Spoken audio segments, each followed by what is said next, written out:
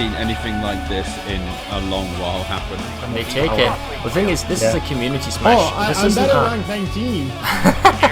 Once even if they were to get the point back, which it looks like they're getting it now, they do have to deal with that air, so I'm curious to see what they run. Tier collapse on the point!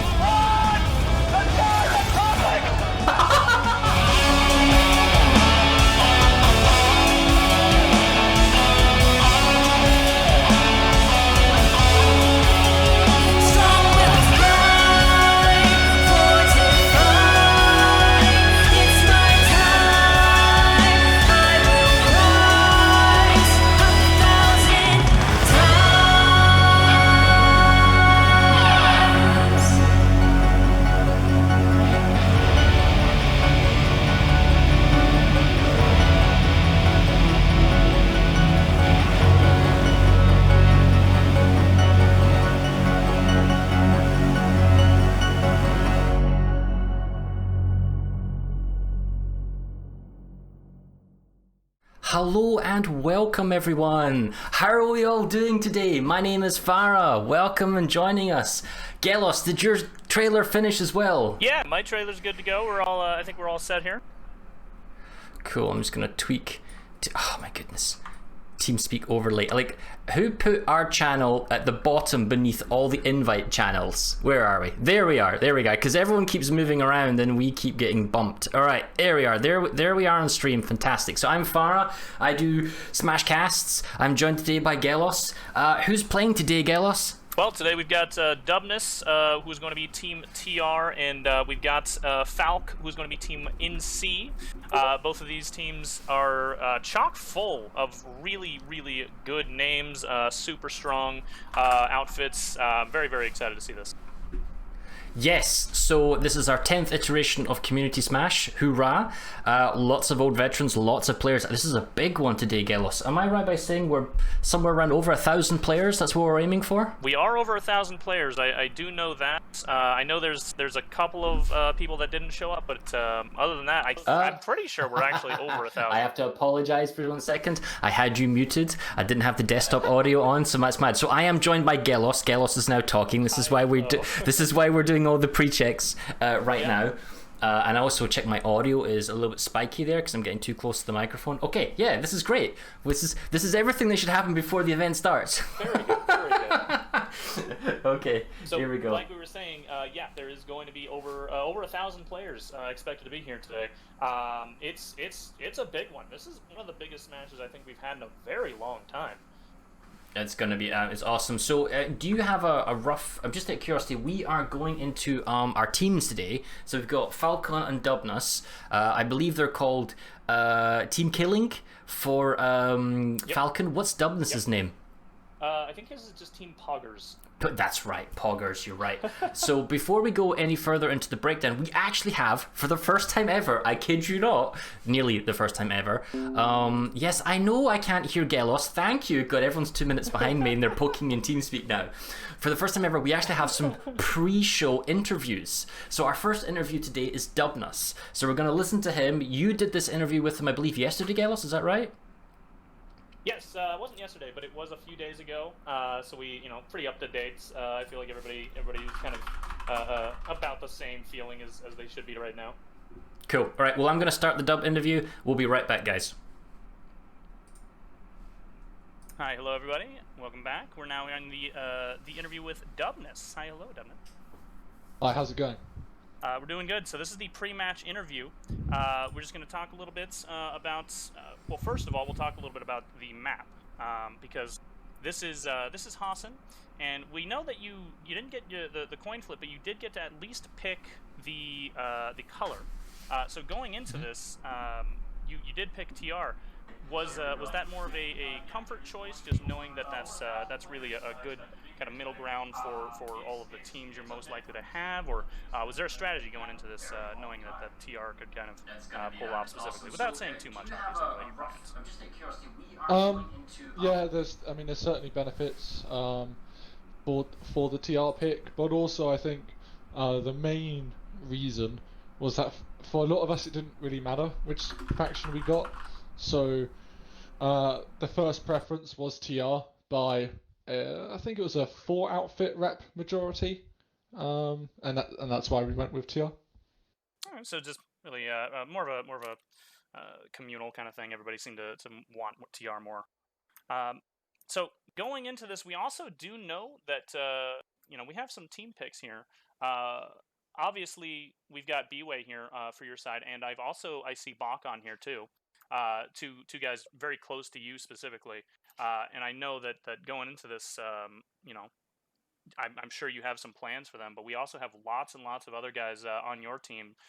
People like One Wrath, I believe that's a split off from the Emerald Gold winners of Outfit Wars, as well as people like Fiji, very strong team as well. That they're bringing a good amount of people, and Winter Gaming from Emerald. We do see a lot of Cobalt and Miller guys as well, RMIS and the like as well. So going into this, again, I don't want to have you spoil too much or anything, but I'm assuming have some interesting plans for a lot of these guys, right?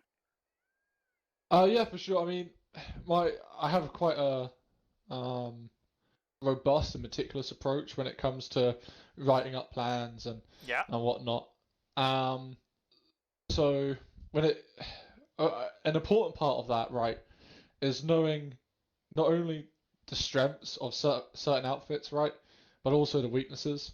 And thankfully, because I've kind of been involved in like the 6v6 and the lane smash sort of stuff, as well as of course Outfit Wars and Cobalt and Emerald, I knew quite a lot of these outfits and like what their capabilities were when they were assigned to me, and that kind of knowledge really helped out. Yeah, and it's definitely a really nice kind of cast of characters we got here. Speaking of, however, your experience going into this, while you don't have experience FCing in Community Smash, I have heard that you've played in Community Smash at least, and I know for a fact that you played in several lane smashes as well. Is that right? I only played in one lane smash tournament. That was 2020. I didn't play this year, 2021. As for Community Smash, I've only played once, and that was just, if I'm being quite honest, a farm. I'm not particularly a very good farmer, but I was a reserve, and they were like, "Hey, we need you," so I turned up. So it's a new challenge. It's kind of the only thing I haven't done, which FC is Smash. So why not? Yeah, it's definitely a very unique position to be in. And we're this is kind of a pre-streamed thing we're doing beforehand, but we're only, I think, about 3 days away from the actual match. Obviously, we won't be able to interview you the day of. You're gonna be very busy that day. But even though we're 3 days away or so, how are you feeling? Are you kind of jittery? Are you kind of nervous? Are you coming into this feeling good? I mean, by this point, the plans have been made. Everyone knows what they're doing. I mean, we still would have set up the whisper list and other technical nonsense like that, right? But honestly, it's just, I just want to play it now. It's, although I was kind of complaining at the start actually, because only about 3 weeks to prepare, not a lot of time. It's just, it turns out actually there wasn't much to do. It's all rather straightforward. So hopefully, that kind of simple approach works. We'll see. Yeah, I did actually notice you guys one time on live. I think it was just a few days ago, in fact. You guys with the BAWC guys specifically, doing some ops, and you seem to be doing pretty well. You doing a lot of sort of prepping when it comes to like ops and stuff like that with your guys? Not really. If Hossin's open, right? We play Hossin because that way we can familiarize ourselves with the bases, which sometimes you don't always get to see, right? So, but it's not a special kind of preparation. It's very just, we just Obs is just there to play, right? So yeah. All right. Some experience. All right. Well, we're gonna go ahead and let you go then. And I think this will probably conclude the pre-match interviews, and we're going to go into the actual stream. Thank you, Dubnus. Gallows. Yes, go ahead. Just one more thing. I almost forgot to mention. Happy birthday. Hey, thanks. Not my birthday, by the way. All right. That'll end the stream right there. Okay.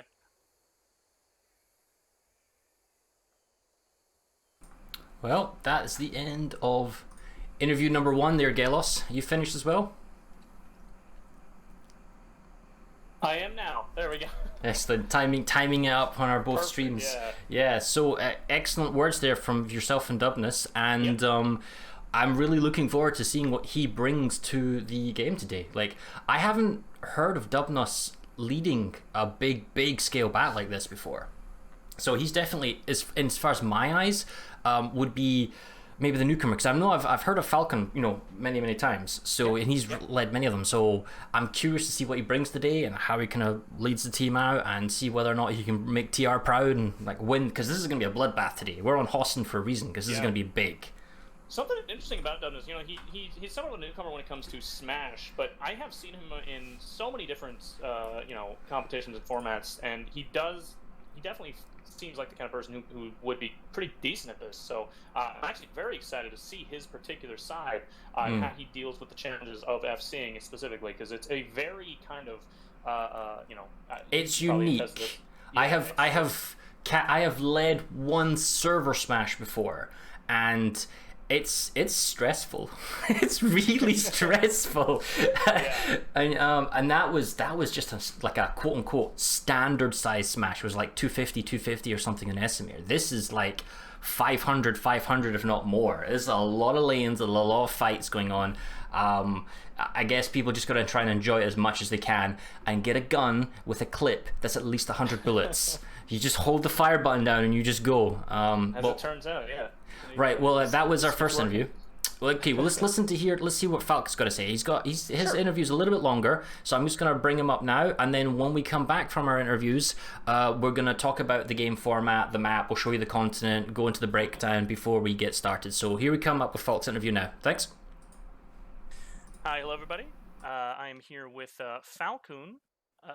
Is that, by the way, is that how you say your name? I've actually struggled with this for a very long time. People from my team still struggle after 8 years. It's Falc'hun officially, but you can call me Falc. It's perfect. Okay. Well, Falc, you are the FC this time around. Well, I should say one of the FCs this time around. It's going to be a very interesting sort of matchup. You against Dubnus's team. First, we want to just talk about the map real quick. This is going to be Hossin, and I believe you picked the side first, right? Yes. Okay. Why exactly did you go for the side that you picked specifically? Let's do it without revealing any. Yeah, you don't have to say too much. I just want to know, just a general idea. Do you feel more comfortable on the Western Warp Gates side, or do you feel it's just less downside, you say, than the other one? The map generally is a pretty even one. The only difference is a Kanbayla barrier, maybe, but that's just a little part of the map. West side have a better access to the biolab, but regarding the old part of the map, each is important from the north to south, and we picked the west side because we feel more comfortable with it. Yeah. But any of that's not our principal concern. Okay. All right. So just more of a comfort kind of thing. That does make sense. And then second, I'm sure a lot of the people that are going to be watching this, they do kind of know the roster a little bit. But a few notable names that are going to be on your specific side. We've got 1TR, big name from Emerald. We've got Prey, Goater, Salt, all people that are pretty well known as well. From the Emerald side, we've got a lot of people from the Cobalt and Miller side as well. People, looks like we've got, I believe Dark, right? Dark is on there. We've got, we have, you said Bob Squiddle's team is on there as well, right? Yeah. Absolutely love that and one. they're VCBC partners from WFET. Yeah. So that's gonna be very fun to watch as well. Lots and lots of good variety here. Did you want to go when it came to your kind of picks, did you want to go for a good mix, sort of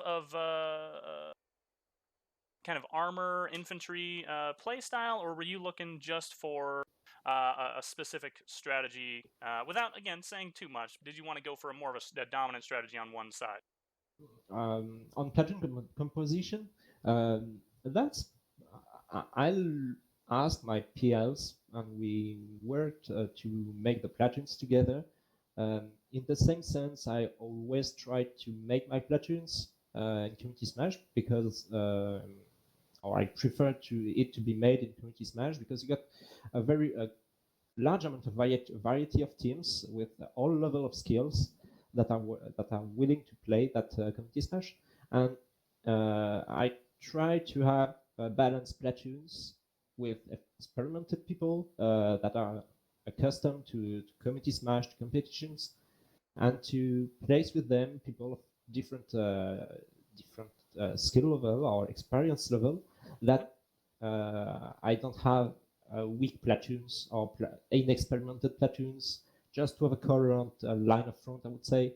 So, yep, trying to have a good mix-up between veterans and newcomers. Yeah, I mean, it definitely does show in the roster. And speaking of experience, too, this really isn't your first go-around. You were actually one of the FCs for the last Community Smash as well. And in fact, you were successful in your last go-around as well. You want to talk a little bit about sort of coming into this, that sort of experience, how that's going to be shaping sort of how you play this out? Yeah, effectively, I won last time, but it was a very hard fight and against a very big GG to Chef because yeah, I know I maybe I was in a good day. It was not in his best day, but yeah. Yeah, sometimes if we have to replay the match at I'd say at the FC level, that we can't say who will win. Right. Yeah. I'd say a little element of luck always does sort of hit every time, especially when you're dealing with this many people. We're talking about a lot of people in Smash like this. So definitely still want to be kind of conservative about how much of that was pure skill. But either way, though, you definitely did a great job on the last time, and we're really looking forward to this go around as well. Yeah, I hope that was my first time. I pretty much improvised during the match. I expected some things, but I just relied on my experience as PL, I would say, and my general experience as PL in Community Smash or Server Smash. So that I had a lot more time to think about what I'm gonna do, what sort of calls I'm gonna give, which pace, what's my role with the PLs. Just will I be useful, or will I be that annoying guy saying things that can be done or that are not the good things to do? Well, one more thing, this particular interview is done as a pre-recorded, but we're not that long until Community Smash, so the jitters kind of catching up to you yet? Yeah, the hype is coming. Yeah. So, yeah, can you just repeat the question? So, again, we're not super far away from the actual match. I think we're what are we, like 3 days? This is just a pre-recorded stream, or rather interview. But we're because you guys are going to be really, really busy, pre-match, so we obviously won't be able to do interview then. But even though we're only like 3 days away, are the jitters sort of catching up to you? You feeling nervous yet? No, we're pretty well. That was I want there to really thank everyone involved in the Community Smash because for reasons we had only 3 weeks to prepare that. That's not a problem because people are organizing the CS with the best intentions and it's hard to organize, and we just can thank them about that. So a big GG to all the organizations. And a real thank to all of my PLs and team reps on the team because everyone get into it and just do its part. So that's not such a huge job as organizing for 2 or 3 people. So we're pretty much set up. We are just filling up the last bit of details. So yeah, we're ready for the next big problem to appear and have to pass a night to solve it. All right. Well, this has been the interview with Falc'hun. We have the interview with Dubnus coming up, or maybe that was before. I don't know how the order's going to be when they actually edit the video together. So we'll just end it there. We'll go right into the other thing. And we're back. Hoorah. Yeah. So it's going to be us now for, well, until we start, isn't it, Gelos? Yes, it is. In 15 minutes. Talk a little bit about these two really good teams. Very good teams, actually. I could listen to Falc'hun for... Now, am I pronouncing that right? I mean, I remember you were talking about the pronunciation. Yeah. He pronounced that at the beginning, and people probably recognize that I once again butchered it right at the end there because I could not. It's it's French, so I can't. I don't. He said to go and call it Falc though, so it's fine. Okay. Well, yes. Anyway, the point is, I could listen. It's pretty chill when you listen to him. I don't think you get bumped out. So I'm gonna experience in this kind of stuff too. I'm going to lower my mic ever so slightly when I'm talking, and I'll bump yours up a little bit, and then we're good. And then the game can tell us how we're getting on. Right, so I'm going to have a look in-game now. So here we are with the kind of the box standard overlay. Well, I didn't think about that with the community smash thing in the top center there, kind of block. Never mind, it doesn't matter. Here we are, we're on Hossin. And we're Dubnus versus Falc'hun. It's NC versus TR. I've just realized that it's a bit late now, but red is on the bottom left, yet NC's on the west, and Falc'hun's blue on the bottom right, except it's TR on the right, if that makes sense. Never mind, production value.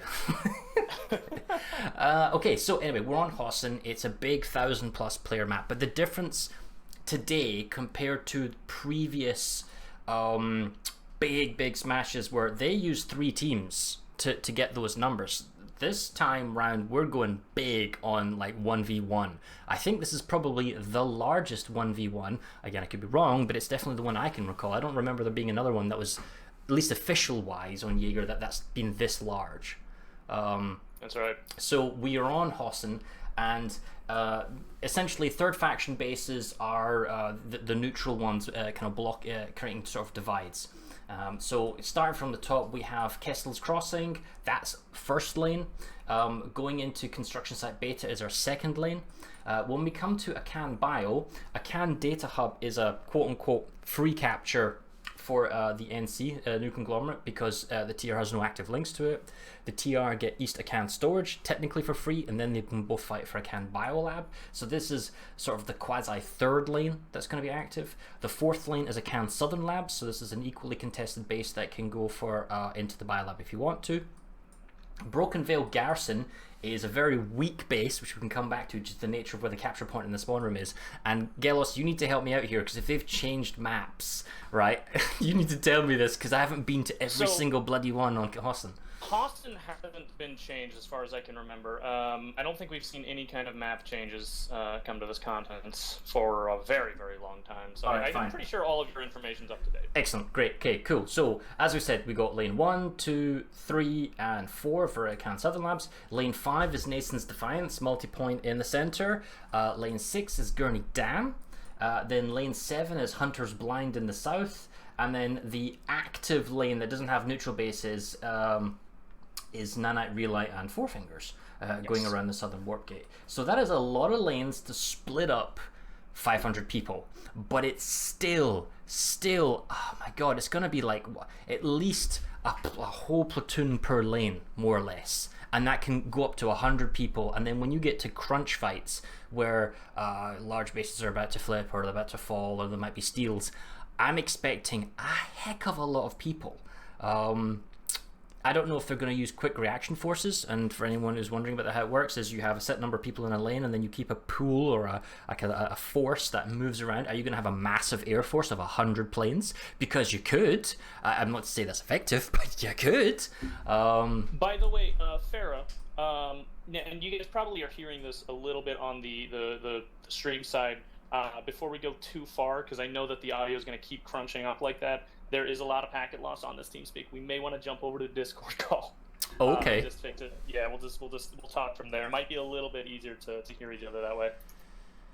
We're experiencing packet loss. I'll call you up over here. Oh god, I don't even have Discord on. I'm like, all right, hold on. All right, hold on. Production. All right. So do we? But the thing is, all right, I will stay in TeamSpeak to hear the ref so I can start the timer. Yeah. Right. But I'll. Oh my goodness. All right, I'll mute my mic here. Right. Well, let me start Discord and get this going. Sure.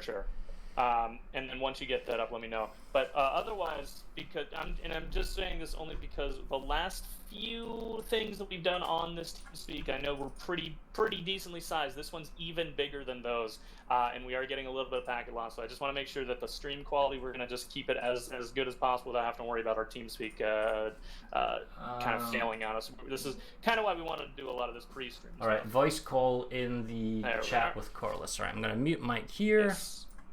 Okay, you're joining. He's joining. Yep. So we should be good. Okay, say hello again. Hi, hello. And yeah, we need to adjust volumes on this too. I'm sure. God, it's still kind of packety. It's a bit scratchy here as well. It should be a little bit more consistent here, at least, though, just to make sure that if that TeamSpeak were to drop, because it has done that in the past, we just want to be able to still continuously talk to you guys on the stream. Okay, feels a bit jumpy, but right, you do some talking for me now. Testing. It's it should be normalizing. Yeah, keep going. All right, maybe we'll tweak it as we go. I mean, that seems to be okay. Yeah, I'm gonna turn you down just a little bit. Discord's a little bit weirder, but this is just a preventative measure, just to make sure that, we don't lose all I'm still getting robot voice from you slightly, but hey, whatever. Like if this is fine, we'll just keep going. I'm in TeamSpeak as well, but just with a muted mic. All right, okay. Well, anyway, we have 10 minutes now to talk about this.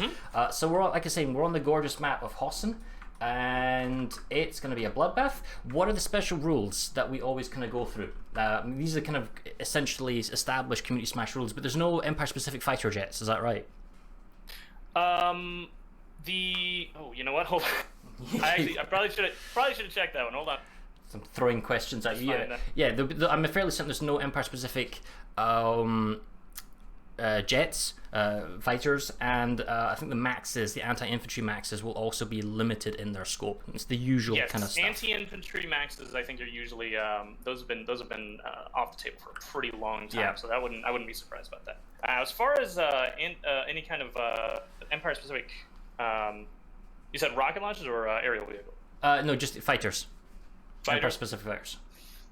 The ESFs. I'm pretty sure those are still allowed. I haven't heard anything different. Well, okay, when we see them, we see them. It's not really. Yeah. So, just going back, guys, in the past, especially when we did the World Record Smash, we had 3 effective fronts going on, and we have 3 separate casts covering each separate front, and we were the kind of the overarching one that would cover the whole event and go around. So we're gonna keep it simple this time, so it's just myself and Gelos on the main channel.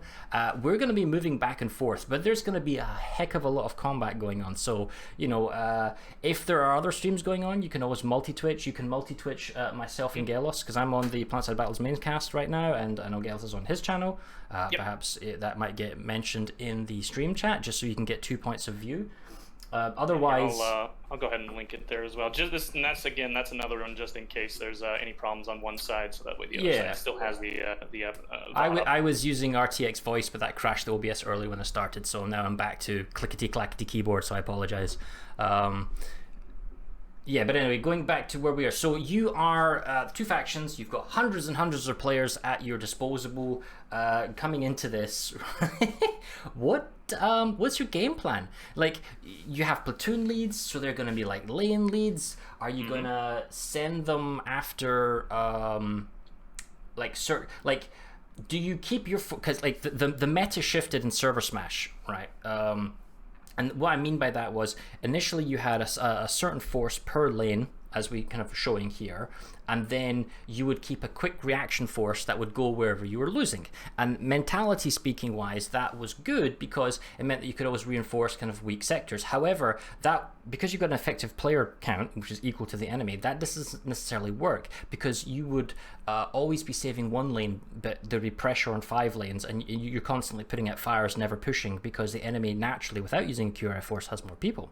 And so long as you're being as equally efficient as the enemy team, then your group of 20 guys is going to, you know, be matched the other 20 guys. But if it's 30 versus 20, then this blob of like 30, 40 quick reaction guys, if it was a 250 versus 250, it was always going to be shuffled around. So the meta shifted so that you equally distribute everyone across all the lanes, and maybe one lane you stack with better players, lol, Miller, or you have slightly larger, you know, squad size or platoon size for that area, and then that way you could pressure certain lanes. And then if you're losing in a particular area because the enemy's pulling in all their forces, you can try and lose one lane but then win 3 or 4, or you can do what's called lane adjacency, where you help your adjacent group or team on the next lane over. So that way, if you're in the middle, then the north and the south lanes could theoretically reinforce quickly, and if you need more people, then you can pull it off, because moving around the map is always such a big time consuming element, so you want to be as efficient as possible.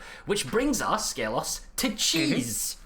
So cheesing, or force multipliers, and that's a game if you want to play at home, it's drink every time I say that, is when you, Hossin is very susceptible to this, is when you are on certain maps, you can cheese, you can increase your force multiplier. So when you're at construction site bases, such as Moss Ridge Command Center, which I'm looking at right now, you can drive Sunderers up the staircases and into the buildings, and then you have force multipliers. Proxy rep Sunderers, forming a ring around the capture point, getting in before the defenders are there, so that you are well established for a minute or two, and it's an absolute nightmare for the defenders to run from the spawn rooms, get into the capture building, and dislodge. Because if you've got 10 guys and you've got 5 Sunderers and 5 infantry, that will take 20-30 people to dislodge in a short period of time.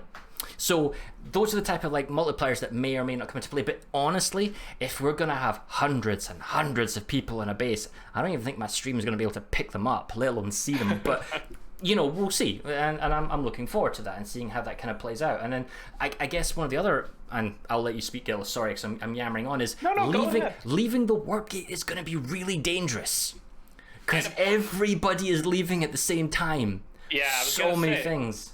There's a lot of people that are probably going to crash into each other, and it's basically going to be down to who has the least casualties coming out of that warp gate. That may actually determine who gets which kinds of bases. Because, like you said, there is what is it, 500 and something people coming out of a small bubble, and they have to avoid each other, and it's you're probably going to lose a few people, but as long as you don't lose like a galaxy full of people or a good chunk of ESFs, you should be fine. But we might see that end up happening. That is entirely possible. I'm going to tweak the overlay actually, because it's actually impacting on the minimap. Oop, wrong one.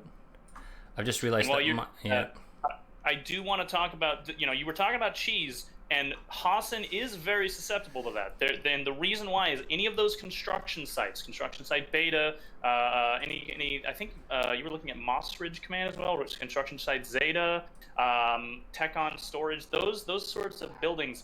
Those are kind of copy pasted all over Hossin. There's a lot of them, and they are very cheesable. You can get buses inside of the points. There are so many different angles that you can just sort of get tanks on, looking at the spawn or looking at the very, very open walkway going down into the point. It is something that is going to be absolute hell to fight over, depending on which side you're on. Yep, we're 3 minutes away, so I am just gonna. So for everyone watching at home on the mainstream, that's my one. I've just kind of tweaked away the team names so we can see the minimap better. In the top right will be the game clock. So when the referee says, "Hey, 3, 2, 1, go," but then I'll start the clock. So we've got that. We'll be coming into the map view to see the territory control. And right, very, very quickly, just before we start, I can't hear the ref. I think the ref should be talking, but. Whatever. Once leave the work, I guess I'll hit play. The bases. who do you send and where? Now, in my mentality, large outposts should be contested at least a single capture point so that they don't flip quickly, and then you should be fighting for the single point bases fast. So you want to get someone that goes to East Acan Storage Depot and Acan Data Hub for the 2 times so you can get access to Acan Biolab quickly. So you want to race there or redeploy or spawn in or whatever mechanic gets you to those bases before the enemy can interdict and prevent you from getting to the spawn room. And not to the spawn room, sorry, the capture building. And then after that, bases like Woodman ASC Labs have multiple links, so they want to lock down Acan Southern and get a point on Nascent so they don't kind of get flipped. And I guess Gurney Dam is going to be big. Hunter's Blind is going to be very, very big for the NC because there's a double link into their line, so they want to kind of close that off and kind of just hold steady on Nanite Relay, get Hunter's Blind. The TR, sure, they want Gurney Dam because it gives them an extra link into Hurricane, but that could go either way. I think the south is going to be quite important. The biolab is going to be a meat grinder. There's no way about it. That's just going to be so we'll see how it plays out, because Acan Southern Labs is also interesting because you can bypass the Acan biolab and go straight into like the other construction sites and around. And in the north, you can go back and forth between the Nam Amp and the Chak Tech plant. You can go a little bit down, but then you've got the large base of Hatcher Air Station, which is countermanded by Hid Skydogs, Triple Point? Yeah, they are. So they're kind of like large outposts with a small in between. We'll just see. But I think smaller bases first, followed up by larger bases after. Why has the referee not said anything, Gelos? Why haven't we heard anything from the ref?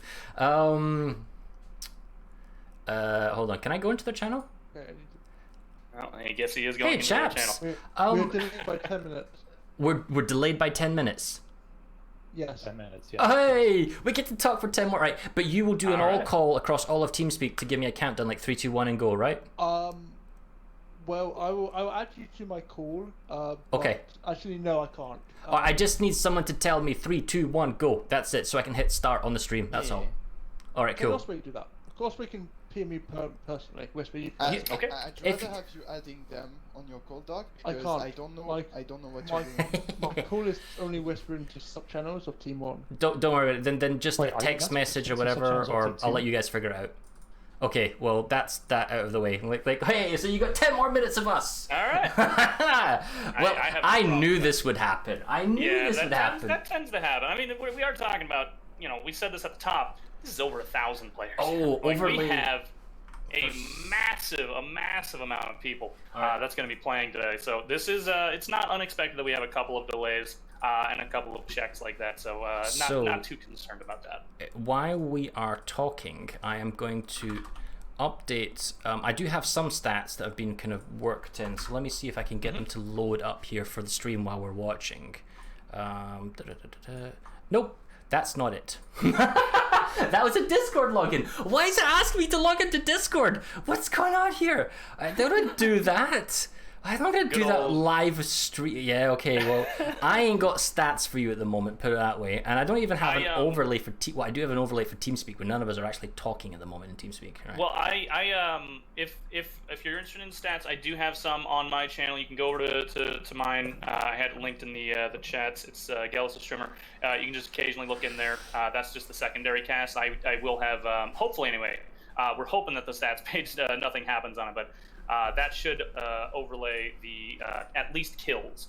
That's all I'm really showing right now.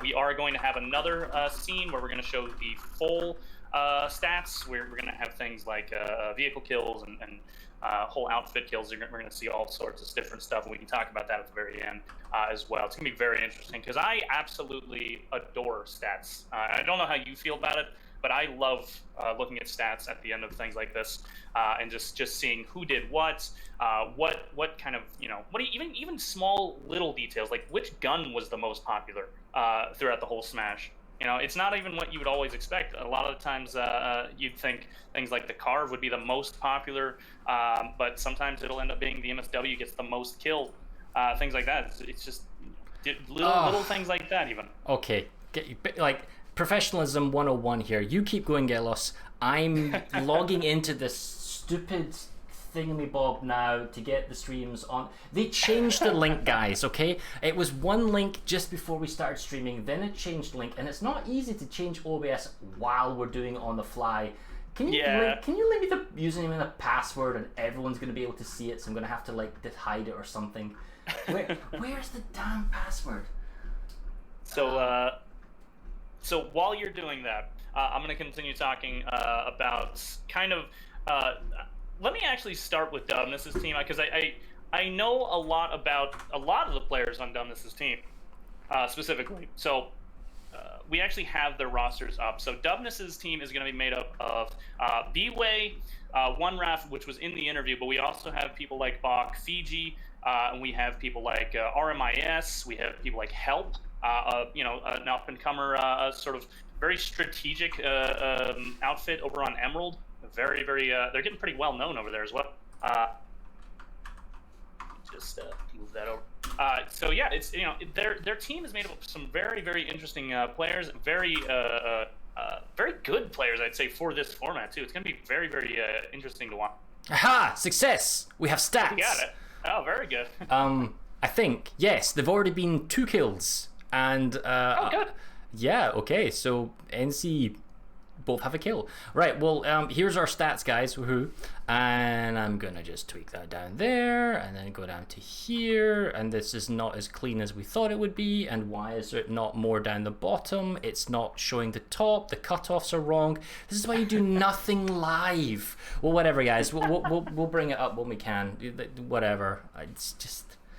Okay, anyway. You're showing 2 kills on your end.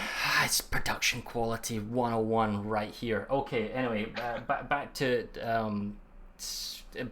the actual cast. So we've got 6 minutes until we go. So to be honest, as an organizer, so as a force commander, the leader of your force, right? Every extra minute you get is actually quite nice. And then the way that you break it down is, at least the way I did it was, you talk to your platoon leaders in one kind of chat, and that's basically all your PLs. And then the PLs are essentially, at least the way I went about it, was one platoon leader per active lane. And if the map expanded out into more lanes, which isn't really the case in Hossin, then you'd have additional kind of leaders, and then you'd have a sub leader who'd take over just in case. So the platoon leader would talk to the force commander, then also talk to their squad leaders.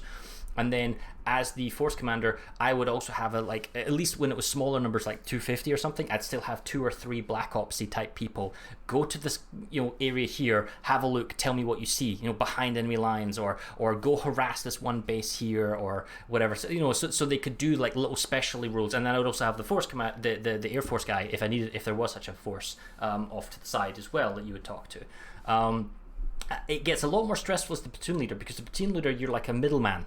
So you're listening to the force commanders asking and giving requests and saying, hey, go here, or hey, go do that.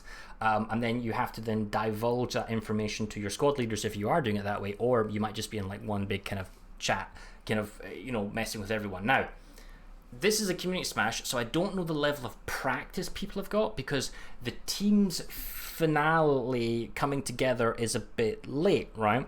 So if it was you and me here, Gelos, and I was running this, and maybe you can critique this, if I assigned you as the platoon leader, Gelos, you are going to be fighting on the northern lane at Kessel's Crossing, right? So that means you are the TR, and you're NC at the moment. So you're NC, you're coming from Awful Pit, you're going to Kessel's Crossing, and you're fighting in the northern lane. You may be requested to support the Haid Skydock, Construct Beta, or the Can Biolab, but for the most part, you're kind of in the north. So in a quote-unquote server smash game, or a more organized game, in the sense that the teams are more established over a longer period of time and you have like a week or 2 to prepare, what would you necessarily do? I'm right by saying that you would scout the lane, you would analyze everything on the base, you would see how you could maximum force multiplier and cheese. You would absolutely do that, but after doing all of that, you then have to remember there, because there's always the very high chance that anything that you plan immediately has to be thrown out the window, because when it comes to server smash and community smash, really any kind of smash, your plans will go awry. You can have the best possible planning and the best possible sort of strategies set up, especially for your opener. But something's going to happen that you did not expect, or something, more people are going to be placed on certain bases. So what could end up happening is, even though I've completely scattered out Kessels, I've considered, I'll need to bring my platoon and maybe half a platoon of another person. But what'll end up happening is we'll get only like 10 guys drop on Kessels, and then we'll end up having like a platoon and a half's worth of people, and then you got to be able to improvise from there. So that's really where a lot of the skill of these server smash strategies are going to be put into place. So after that, obviously shoot over that like half a platoon of people over the construction site bay to help that match out. Maybe have them help out Skydock, and then you got to worry about Kessels once it finally gets close to the timer being ticked down, because these are neutral bases. Yep. Do you need to bring them back right away, or do you think you can handle it with what you got, with what you've sort of set up with Cheat? So as the force commander, there are game plans. You might have an opening play plan, and then you might have a reactive or a proactive play, depending if you're losing or winning. As a platoon leader or lane commander, then for me, I would have an opening play for Kessel's Crossing, whether I'm coming from the east or the west. I would have an offensive and defensive plan, for example, for Chak Fusion Lab. So if we've lost it, how do we get it back? If we're defending it, how do we defend it and then counterplay and take Kessel's Crossing? And then conversely for Awful Pit, how do we defend or attack it? And the game plan is you would have you and preferably as much of your active soldiers on the ground all walk through the map, as it were, in advance, and you would look at the bases. Okay, this is how we approach, and this is how you drive the Sunder up, and this is the cheesy points, and where can we deploy, and where's the stealthiest point, and everyone's on the same page at the same time, and everyone kind of knows, because there's the strategic scenario where, hey, Gelos, go attack Awful Pit. And like, well, that's easy, because you just jump in your Sundra, you drive to Awful Pit capture point, hey presto, I'm attacking. And that would be considered tactical, the actual implementation part, but it can be so much more. If you want to maximize your efficiency so that you dig in like a tick and it requires 2 or 3 times as many defenders to push you off, you want to force that. Now, that's helpful in a match that's up to around 200-300 people, because it means the enemy is down 60 odd people somewhere else on the map. But when it's like 500 and 500, I'm not sure that's as effective. Maybe it is, I'm not sure though, but it can be a bloodbath. These are such big numbers, we'll see. And then there's the latency and any lag and grenades. And that's where it becomes, with these big numbers, it's, unless you're like extremely good, it becomes less about individual player skill and more about just cohesion, working together in large groups, using those multipliers, using that Sunder. Because, I mean, you can be really good at headshots, but if it's a little bit latency, a little bit laggy, or there's not hit registers, what would you rather have? Just being and sit in the back of the Sunder with a grenade launcher or a machine gun and just holding down the firing button on a door? Kills will just naturally come in if they have to come out that door. Oh, hello. We've got some chitty chats. Yeah, they're starting to get our whispers in. I think that's the ref going to make the call fairly soon here. Oh, I'm gonna no, that's Discord telling me other things. I'm gonna go into Erot's room in TeamSpeak. Oh, you can hear the packet loss on that end. This is why I wanted to move us over. How we doing, Erot? We have at the moment a little bit of a whisperless problem and another unbalanced pop issue. The pop issue should be fixed in like 10 minutes. Other problem is we have a solution to make numbers. Okay, so we should start in like 10 minutes or so. Okay, this is the last delay then. We gotta go. Yeah. I don't give the last call on this, so please wait. But yeah, there will be the massive problem, Farah, and we saw about it. There's like 60 more people on one team. That's what Corrales was trying to fix in the last 10 minutes. And okay. Okay, well, I'm glad we're doing it right. Just keep us updated. We'll keep the stream watching and all that blah blah blah. So cool. Yeah, I just don't want to miss the start. That's all. I'm like, have we started yet? We are 3 refs. We'll make sure one of us at least jumps in your channel and tells you we're gonna start in like next tick or something. All right, fantastic. Make sure of that. Okay, cool. Cheers, guys. Definitely, that would be me because my whisperless didn't. Can you please move me, Oscar? Can you move me to? Okay. Quickly? Yes. Okay. So you didn't hear that, Gelos, but let me repeat that. It's another 10 minutes. Yeah. Yeah, So I figured. we're going at 20 minutes past the hour, and then the reason we're doing this, if I was to show you guys world population, it's ever so slightly biased towards the TR, and that's because unlike servers and pre-established team lists that are based on outfit participation, when you are doing essentially pugs, so pickup groups or pickup players, as it were, pups, that's not really a thing, but anyway, you get what I'm trying to say. It can be difficult, especially when it's like nearly 500 plus people, to get it roughly balanced, and an extra 60 people, so over a platoon, can make a difference. So I can understand why there's been another delay. We're gonna be here for another 7 minutes, and then I hope they just kind of go and then fix it on the fly there, but we'll see. Yeah, we will see. And like, you know, I was looking at our packet loss, and it is fairly substantial. There's a lot of people in that TeamSpeak. You know, again, over 1,000 people are playing in this. Hot tub stream. I'm reading Twitch chat right now. I would need a hot tub. It's sweltering warm where I am anyway. That would be good. It's the perfect time for a hot tub. Yeah, we could I know we're going slightly off topic here, but we could totally get like a GoPro with a capture card and wide angle, then be in the hot tub, and then you could grab like a Yeti mic or something on a little kind of swing arm, and you could get it to 360 audio capture, and then it would pick up everyone kind of like chilling around. You'd have to try and maybe do some sort of audio noise cancellation so the bubbles and the popping of the water wouldn't necessarily trigger the mic all the time, and then I don't know, you'd need to have some sort of big 60-inch TV that was wheeled at somehow in the garden so you could watch it as it was going and then cast from the hot tub, COVID permitting, of course, with the co-caster 2 meters apart, because the hot tub is that big enough. Or 2 hot tubs side by side. It's plexiglass in the hot tub. That's a bit odd now. Anyway, so here we go. So we're back on point, as we were saying. The yes. So all right. So here's another element that we don't talk about because there's so many variables here. If I press tab, you'll see that I have resources in the center. Now the blue one in the middle is called nanites, and that's 750. That's your personal resources pool. So everything that you use or consume, so grenades, explosives, vehicle pools, maxes that don't have anti-infantry weaponry, they all consume nanites. So if you want to be efficient, I'll give you an example. A Sundra is 200 nanites. That hasn't changed, right, Gelos? It's still 200 nanites? Well, it might be 250 now, actually. All right, anyway, you get what I'm trying to say here, right? So, yes. So the resource management. Whereas, if you're an engineer who's using anti-vehicle mines and you've got fully sorted out Sundra, it's going to take more than 200 nanites in consumables such as anti-vehicle mines to blow it up.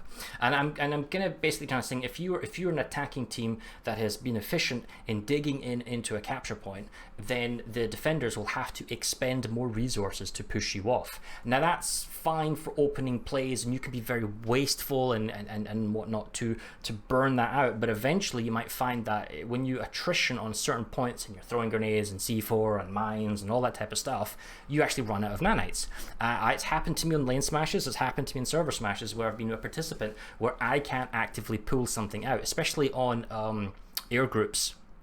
So they have to rotate, like someone else pulls the vehicle, then you jump in and drive. So that may or may not be a slight mechanic that we see today, but it's very difficult to measure. What would be an interesting thing, whether or not the API shows it enough for a future thing, is collective faction nanite consumption. That would be interesting. It's not. That would be. It's not like because we're not using construction today because there's too many can of worms in how you embed the construction system, for as awesome as it is, into the mechanics of a smash like this, a community smash. So, but Cortium, is it Cortium? No. Cortium, yes. Cortium usage is interesting, and then outfit consumable usage is also interesting, but the problem is this is Jaeger with the accounts, and how do you because a lot of people will have like a generic name, like I do. I have like PS2 blah blah blah blah blah, and that's the name of the character. So it's very difficult to differentiate who's who. So when I do it, I like to have outfit 4-letter tags or 3 or 4-letter tags of an abbreviation of a person's name, especially in my squad. So that way we're not actually one outfit. We're like 12 separate outfits, just so you can see it out. So that's not a great way of also seeing how effective an outfit is sometimes. There was a really cool analysis last time. We had a system where it took the players' names, and in an Excel sheet you had the account linked to the player names. So in the stats, it read, and I think Maelstrom did this actually, it read the stats and then converted the stats to the players' names, so that when we brought the stats up, you could actually tangibly see who was doing what. Now that was fine until everyone started doing meme names, and that wasn't fine. But anyway, you get what I'm trying to say here. And then that worked because not only would you have the person's name, but you'd have their outfit, so it wasn't reliant on the outfit tag of the character from the API. It would figure it out through the system. But again, these are all super complex advanced fancy pants features, which honestly we don't really need today. This is just a bit of a community kind of mash together and have a big ass fight. And I mean, how often, like legitimately, I mean, Planetside 2 isn't perfect. There are lag and issues and gameplay and balance and all that type of thing. But where else are you going to have a combined arms game that lets you fight over 10 different battle lanes, as it were, with over 500 people in your team? That you fight as one cohesive unit. You'd have to go into the military for that, and that's dangerous because you might die for real. Yeah, you don't want that. So yeah, this is the next best thing. Yes, but we do need to start though, because if we do have 1,000 people, we're all on timer lines. And 20-minute delay. We're at about a minute left until things I think should be getting started. I don't think we're going to be having another delay here, but hopefully. And I've been looking at the world top, and it looks like we're within 1% of each other, which shouldn't be too big of a deal. Oh yeah. So that should be good. I think we're going to be good to go here. Fingers crossed. Did you? So we're not using them today, but there always used to be third faction. Who were the third faction? All right. Here's a question for you, and obviously the stream can go. Who played the third faction during server smashes? Doom. Timer tick tock. Who was the third faction in server smash? I don't know. Fun Police. The Fun Police played third faction, so they would go around, and if you were misbehaving, because sometimes you would put in extra rules into the event, and for the most part you don't make rules that you can't enforce because it gets wonky, and if you can't control it, then don't do it. But otherwise, there was a third faction, Fun Police, that had admin controls that fly to areas and would kill you if you were somewhere where you were supposed to be, or messing around or doing things you shouldn't have been doing, or using a vehicle when you shouldn't have been doing it. Right, we should be starting... Speaking of factions too, and yeah, I know we're going to get started here in just a moment, but I do want to go on this quick tangent because it's a potential we could end up seeing it in the future. We have NSO now, and unfortunately, because of the way it was implemented, we can't implement it into things like this yet. I am hoping in the future we do see. Final goal is going to be we start in 5 minutes. 5 at minutes, 25. Keeping you updated. For reals. Thank you. Great. Awesome. Yeah, and this is the real start. Real start. Okay, you heard it here, stream. So 5 minutes for reals. This is it. Okay, so I've got my clock ready to go, and this is going to be good. So you were saying yes. I was saying yes. So we've got NSO. It's available for everybody, but because of the way it was implemented, we can't use it in these sorts of things. I'm hoping in the future maybe the devs will add some other system for us to be able to access, for everybody to be able to access NSO, because that would give us a whole new line of not just weapons, but whole new vehicles. Remember, the NSO has its own tank. It has its own fighter that is a 2-man fighter. It's very, very interesting, and I would love to see that in this kind of a format to see just how it does, in perspective against a proper faction, an NC faction, a TR faction, things like that. I would love to see just how that does. But that's going to have to be a future thing. I'm hoping they will implement some way for us to be able to put this in, because it's so interesting. Yeah, I mean, all the different entry weapons and the different kind of vehicles, but the thing that really gets me is the new tank and the new heavy fighter. They're really cool, and I really want to have them somehow into a game mode. That would be awesome. And then, Rel, if you're watching, and I think you are, because I think I saw you in chat or something, it would be so cool, and I don't know how practical this is, but the problem with construction and base smashing and all that type of stuff is that there are a lot of no deployment zones. Is it possible in Jaeger server that the no deployment construction areas could be removed entirely? Or we could just have one big blank white open style Desolation-esque Planetside 1 map where you could have starting points and then you literally just build and go and play. You know, again, I realize dev time and money and cost and reward and does it get us any money? It's not quite there, but it's just like, it would be really cool. Guys. Hello? Hello. Another 5 minutes delay cause, yeah. Team 2 has the pop issue at the moment, so the population is a little bit too low. So we start definitely in 5 minutes, and I give you the a call out on which minute, on which take we start the match. So you guys, Okay. got time for this? Gotcha. Alrighty then. Well, Yep. as we were saying, not in TeamSpeak,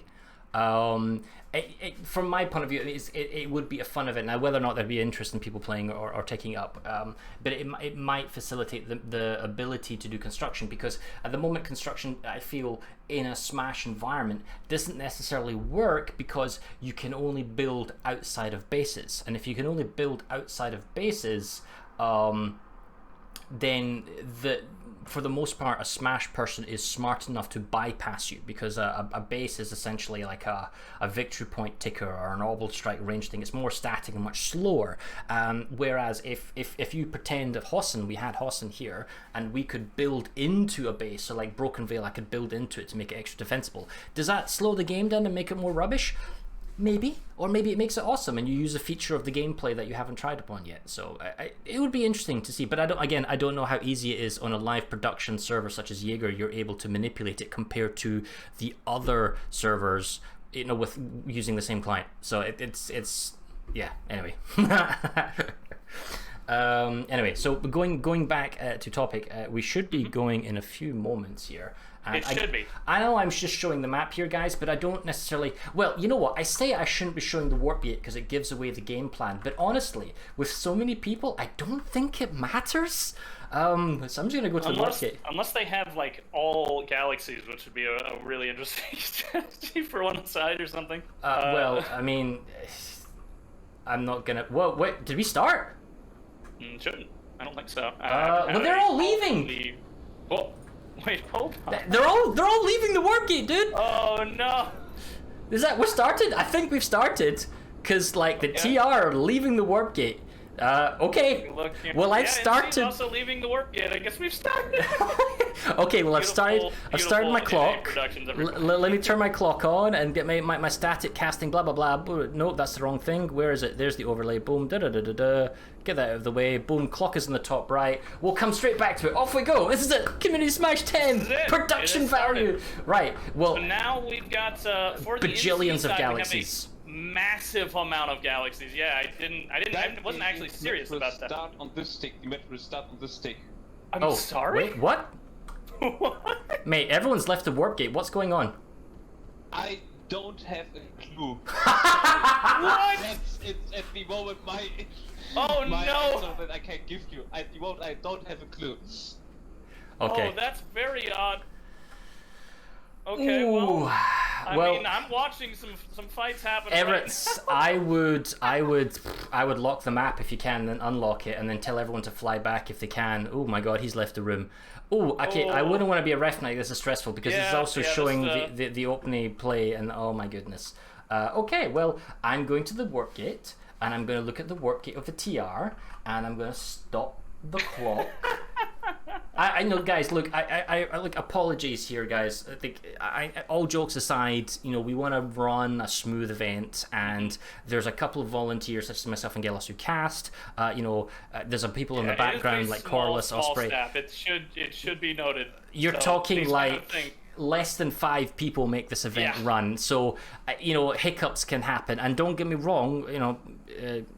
who are the current developers? It's not Daybreak Games. It's whatever. The point is, RPG. Okay, devs, Rel, they're all very helpful. They advertise the event. It's all fantastic. I really wish I could put in a production where I sit in front of a desk and I have a thing in my ear and I tell you what's going to happen and everything's going to go fantastically well. But hiccups happen. But this is not to say that this is unprecedented. This has happened in the past. We actually had an event, I think it was an Esmir one, where they launched early and they had to reset, and we actually discussed whether or not the opening plan compromised the gameplay. Would you go and do the same opening plan a second time round, or would you mix it up again? And then in the end, they just went and did the exact same goddamn plan.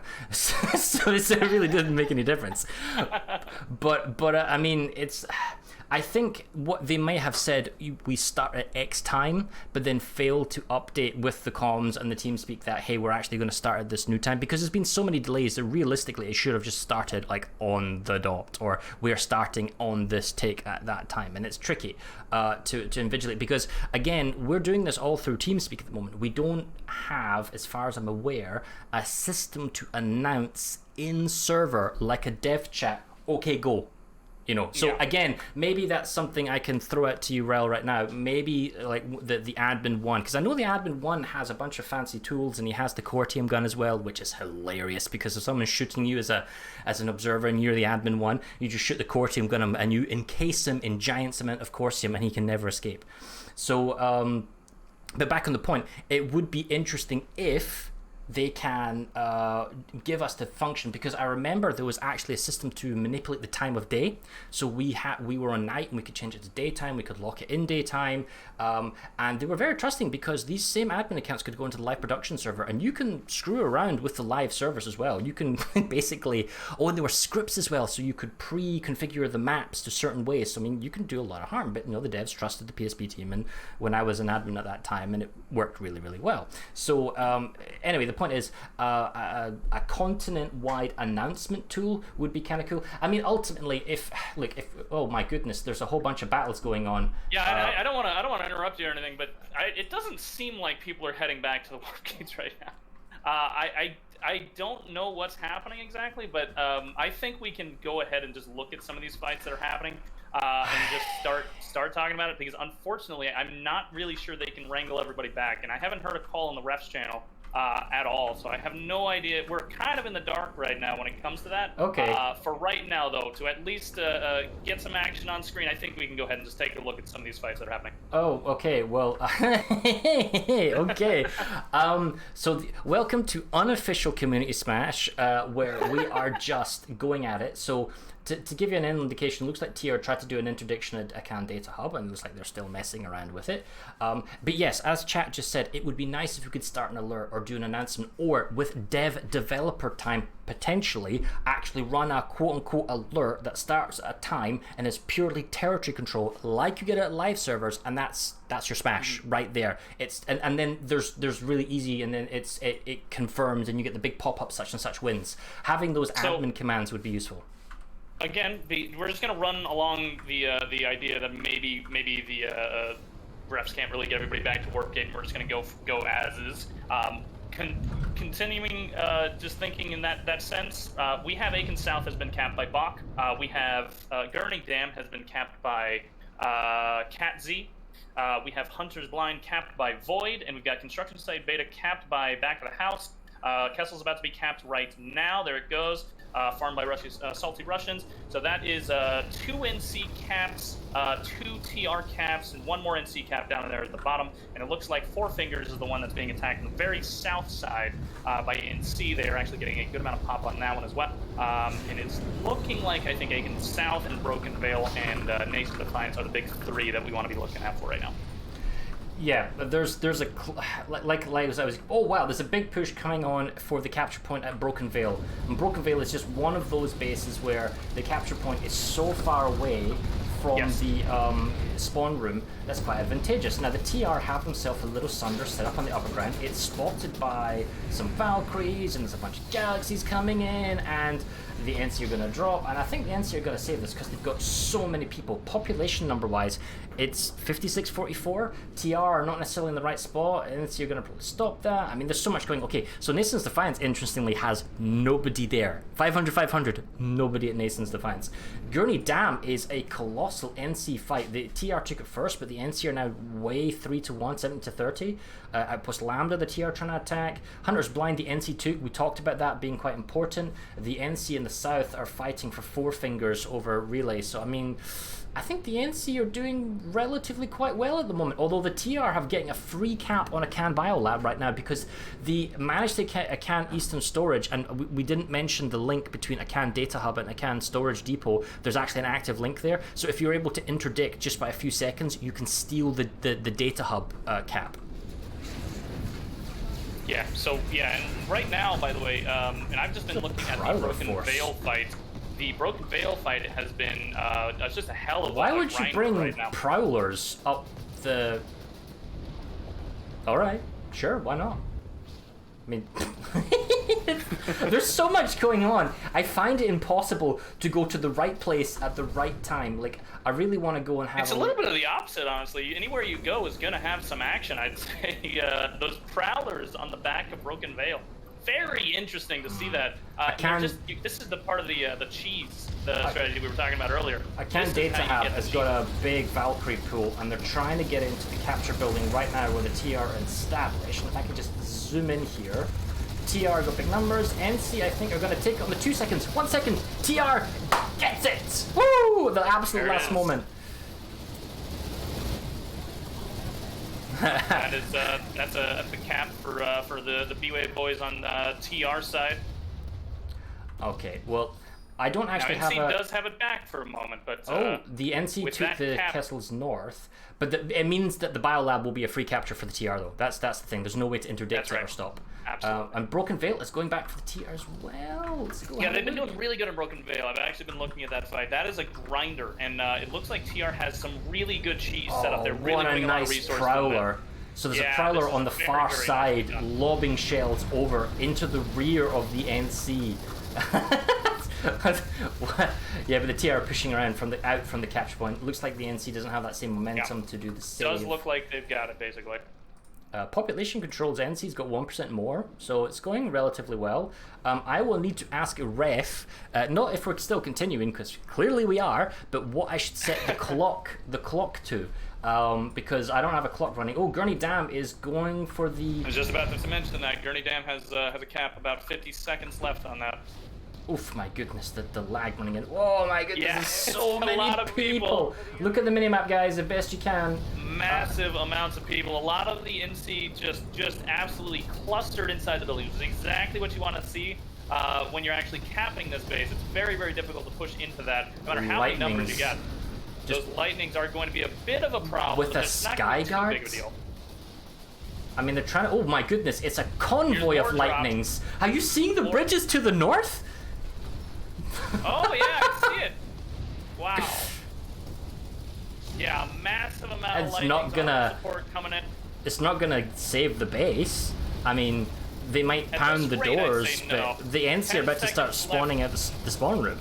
They would need to rush in right now, and I don't see that rush happening here. No way they got the numbers. Their lightning strategy, I think, really just kind of used a lot of their nanites up. That might have been a bit of a blunder on their end.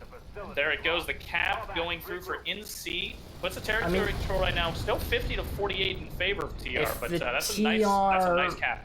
Gets, I don't know, spawn logistics. They could use the lightnings, they could maybe try and kill the NC off, but the NC are going to be spawning from the spawn room and the teleporter room, so that'll be kind of wonky. The TR counter pushing at Hunter's Blind, but the NC stopping it. The NC have taken 4 fingers, so they're pushing along the lane, but Southgate checkpoint is a large 3-point base, so that may be the end of the ambitions in the south. We will see. Hatcher's Air Station, TR are going big on the 3-point base for the NC in the north. Construction site Beta is also going through what is a huge fight 96 plus. I'm gonna go check that now. Let's go over there. I'll come with you. Take a look at that fight. That is one of those bases that we were talking about construction earlier. site. She's very, very well. Oh yeah. Oh my God. Look at this. All right. So you've got Sunders on the inside. So here's your force multiplier. They got themselves double bulldogs. Just one Sunder. I'm disappointed. It looks like the NC have pushed off what was the TR force, and they got gajillion numbers. Now there is a force of tempo play where it's an NC base, but they can't actually attack Hate Skydock until they get the full save from construction site beta. So they need to save that first before they can then push up. So the TR theoretically could rally and counter push. But while this is going on, the NC are pushing in the north up to Chak Fusions. We go over there. Ooh, where are we? Oh, hello. Is that a sniper? It is a sniper! Hey, sniper. It does seem like TR is giving up construction site beta most likely for right now. So I'm pretty sure NC's going to get that one and defend it no problem.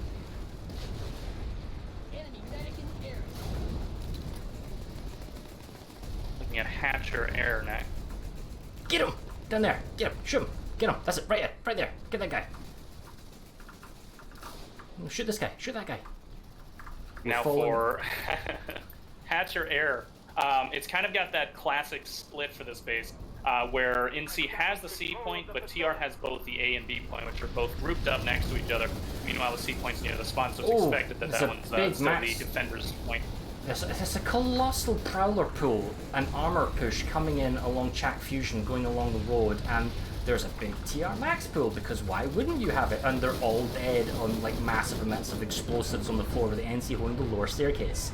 I can't even imagine the latency here, but the NC will get this base in 22 seconds. Now, what does all of that prowler power along the road do? Well, if it clears the spawn logistics of the NC, that's great, but they're going to get the base in 11 seconds, so it really doesn't matter.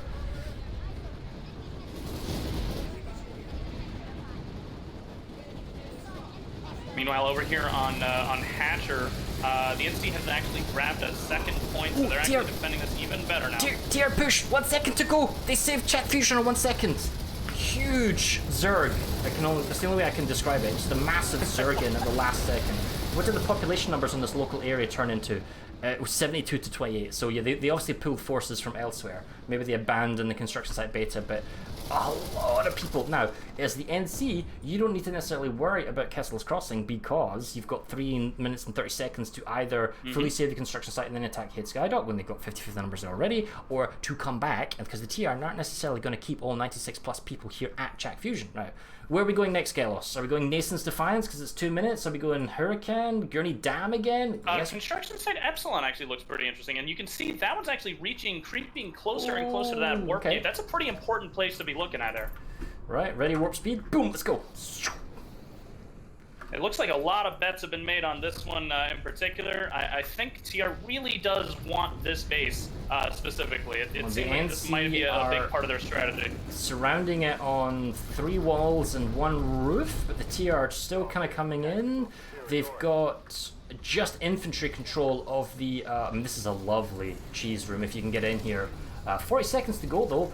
Might be a little late for them to get cheese, but with the amount of infantry they have in here, I'm not sure they need it, because you can see that while it doesn't have those catwalk balconies like some of these do, it still has some little areas on the top that they can actually hold a little bit easier. And the NC needs to... There's a little harasser just going around in circles, running people over outside of the entry point. With 20 seconds to go, there's not enough NC like doing a concerted big blow. This cap is definitely going to put a lot of pressure on the NC, as when that goes through, they're only going to be a few bases away from, let's say, looks like, well, they do have to go through Fort Liberty, but they will be only a few bases away from, say, Edgewater or Overlook, and then they can actually go for a full warp gate if that's their plan. I'm not sure that's their plan, but it is still a very, very interesting potential thing that could happen. So this is a lot of pressure that you have that they're sort of asserting onto NC right now with that cap. Yes, because with Epsilon, as you're saying, you can go. Wainwright is already taking all those more NC. Fort Liberty is a lovely base to fight at. I really do enjoy that. It's a tough one. It's a tough one. And then Iron Quay is also a very cheesy one, because you can drive Sunderers in on the south and get into the capture point as well. So that's an interesting one. You can go across like Alpha, so you can get into these soft areas. I see some of the BAWC guys here, which I'm pretty sure is Dubnus is one of his main forces for when it comes to point hold. He's dropped his guys here on point A. Nason's Defiance doesn't have an active link for NC because of the Gurney Dam tick, and then the Broken Veil was TR. They could essentially cut off Nason's Defiance and get a free capture. So didn't actually mention that at the time, but that's going to go now in 2 seconds, and that's going to be very difficult to take back due to the nature of it being a large outpost. The NC are going for Broken Veil. Now, just one thing I wanted to mention here: if the TR continue to push into Wainwright and Key and all the other type of things, it looks like Wainwright actually is getting cleaned up. Yeah, but what I'm getting at is basically that they are linked by Broken Veil. So if the NC takes Broken Veil, which is a much easier base to take, then they'll cut off all of that TR territory. This is why TR is going big, 96 plus on Hatcher Air Station. But conversely, the NC is going for Skydock, and then the NC have Check Fusion. Gurney Dam's same sort of deal you got to worry about. Okay, I'm going to have a quick put at Southgate checkpoint because we haven't really not looked at the south. So let's zoom over. Okay. Viewing. You do that. I'm going to look at Hades Skydock and see what's going on over there. So, we are currently looking at Southgate checkpoint. The NC, who are the attackers, are grabbing all 3 capture points. They have themselves some small logistics, although the character I'm on is TR, so I won't be able to see it. Oh wow, so many rockets against that Prowler. The TR does the advantage of spawn teleporting from either side, but it's right now the ground control is in the favor of essentially the NC, because they have the logistics and all the vehicles to push the space. With 1:55 to go, this is actually getting pretty serious. Oh, because the NC have redeployed their numbers. Yeah, so they've actually gone big, and I like this. This is actually a good tactic. When you're attacking a base, you don't necessarily show your hand, as it were, that you are going to attack here. You send 2 squads, and just as the TR or the enemies start to bring in a few more people, then you go up and you bring in another 2 squads, and you stage it so that the other guy never knows how many people that you're actually sending, so that you constantly are building and scaling. So this is Falc'hun's team for the NC, and he's kind of doing this kind of effective play. Oh, but the TR dropping with some air groups, with some Valkyries. I think they're reacting to the numbers here. It has increased the cap now to 4 minutes, which was 2 minutes. Let's see if the NC can respond. Now, if the NC can take this, it does open up a couple of soft, squishy bases in the bottom. Plus, it kind of pins down the southern flank for the NC. And meanwhile, over here at Hades Skydock in the northern lane, TR is actually cleaning up quite well. They've actually gotten all 3 of their points back. They're still fighting it out. It's still a bit of a grinder, but they've got some armor support coming in. So I believe Hades Skydock is going to be secured. It looks like they're doing a good job there. And then it looks like Hatcher Air once again heating back up. And also, because I do have the overlay actually on my side, I do see a big difference in kills right now. TR is actually slacking in kills. NC is getting about 500-ish more kills right now than TR, implying probably a little bit better positioning with their cheese, maybe, and a bit just general better sort of positioning in general. I'm loading that up, and I'll show that once it's finished loading. So the TR had Charlie. They pushed a huge infantry push into the center of the region. The numbers have now kind of balanced out 50-50. The TR have recognized the threat. Now this is the problem about large bases. The NC were close, but the actual progression of the cap timer wasn't that far, even though it was 2 minutes because of the capture points. So now the TR are here, the NC are already here. It's the NC Air Force is kind of turned up, but the TR have managed to grab a point, stall a second point, and it means that the capture point timer has gone up to 11 minutes, and this will just grind out until pretty much a threat arises elsewhere, or the TR can find all the spawn logistic points of the NC and pick them off. Now, while that's going on, the NC are being pushed back from SRP Hydroponics. The NC have got Durny Dam and it's secure for the time being, although no one's really going Nation's Defiance. Hurricane Secure Storage is secure. The NC are taking Broken Veil Garrison, and that will cut off construction site Epsilon. The NC also appear to be saving Hatcher Air Station. The TR are saving Hades Skydock. And it's a 50-50 push at Kessel's Crossing. So I really do want to start swinging north here. I'll just... but the NC have pushed back to 3 capture points, maybe? 60 seconds to go on Southgate checkpoint. So the TR, are they being called away? No, it's still like big boy numbers here. I'm going to go take a look at Kessel's Crossing as well, because that also looks like a 50-50 on the northern lane.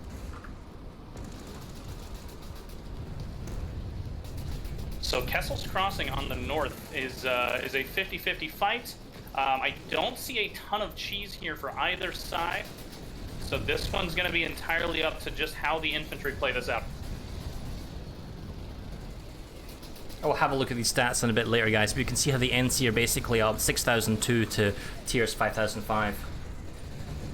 You can see that the NC are holding on to all 3 capture points.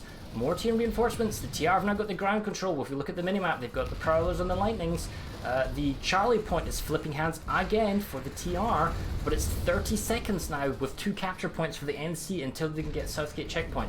The TR have not been able to push off the NC forces, even though they're bringing in extra armor and extra materials to take out the logistics of the NC.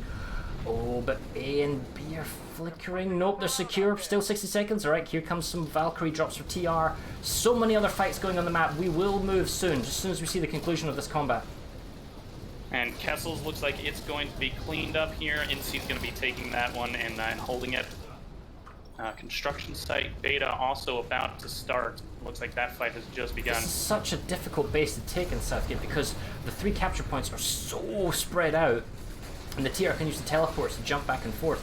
Although the TR have got 2 capture points now, and it looks like they've got the number advantage. Okay, so we're gonna have a look at SRP hydroponics, like you said. I mean, it could be that the NC goes back down south and takes the base back, and I want to look elsewhere. So the NC has...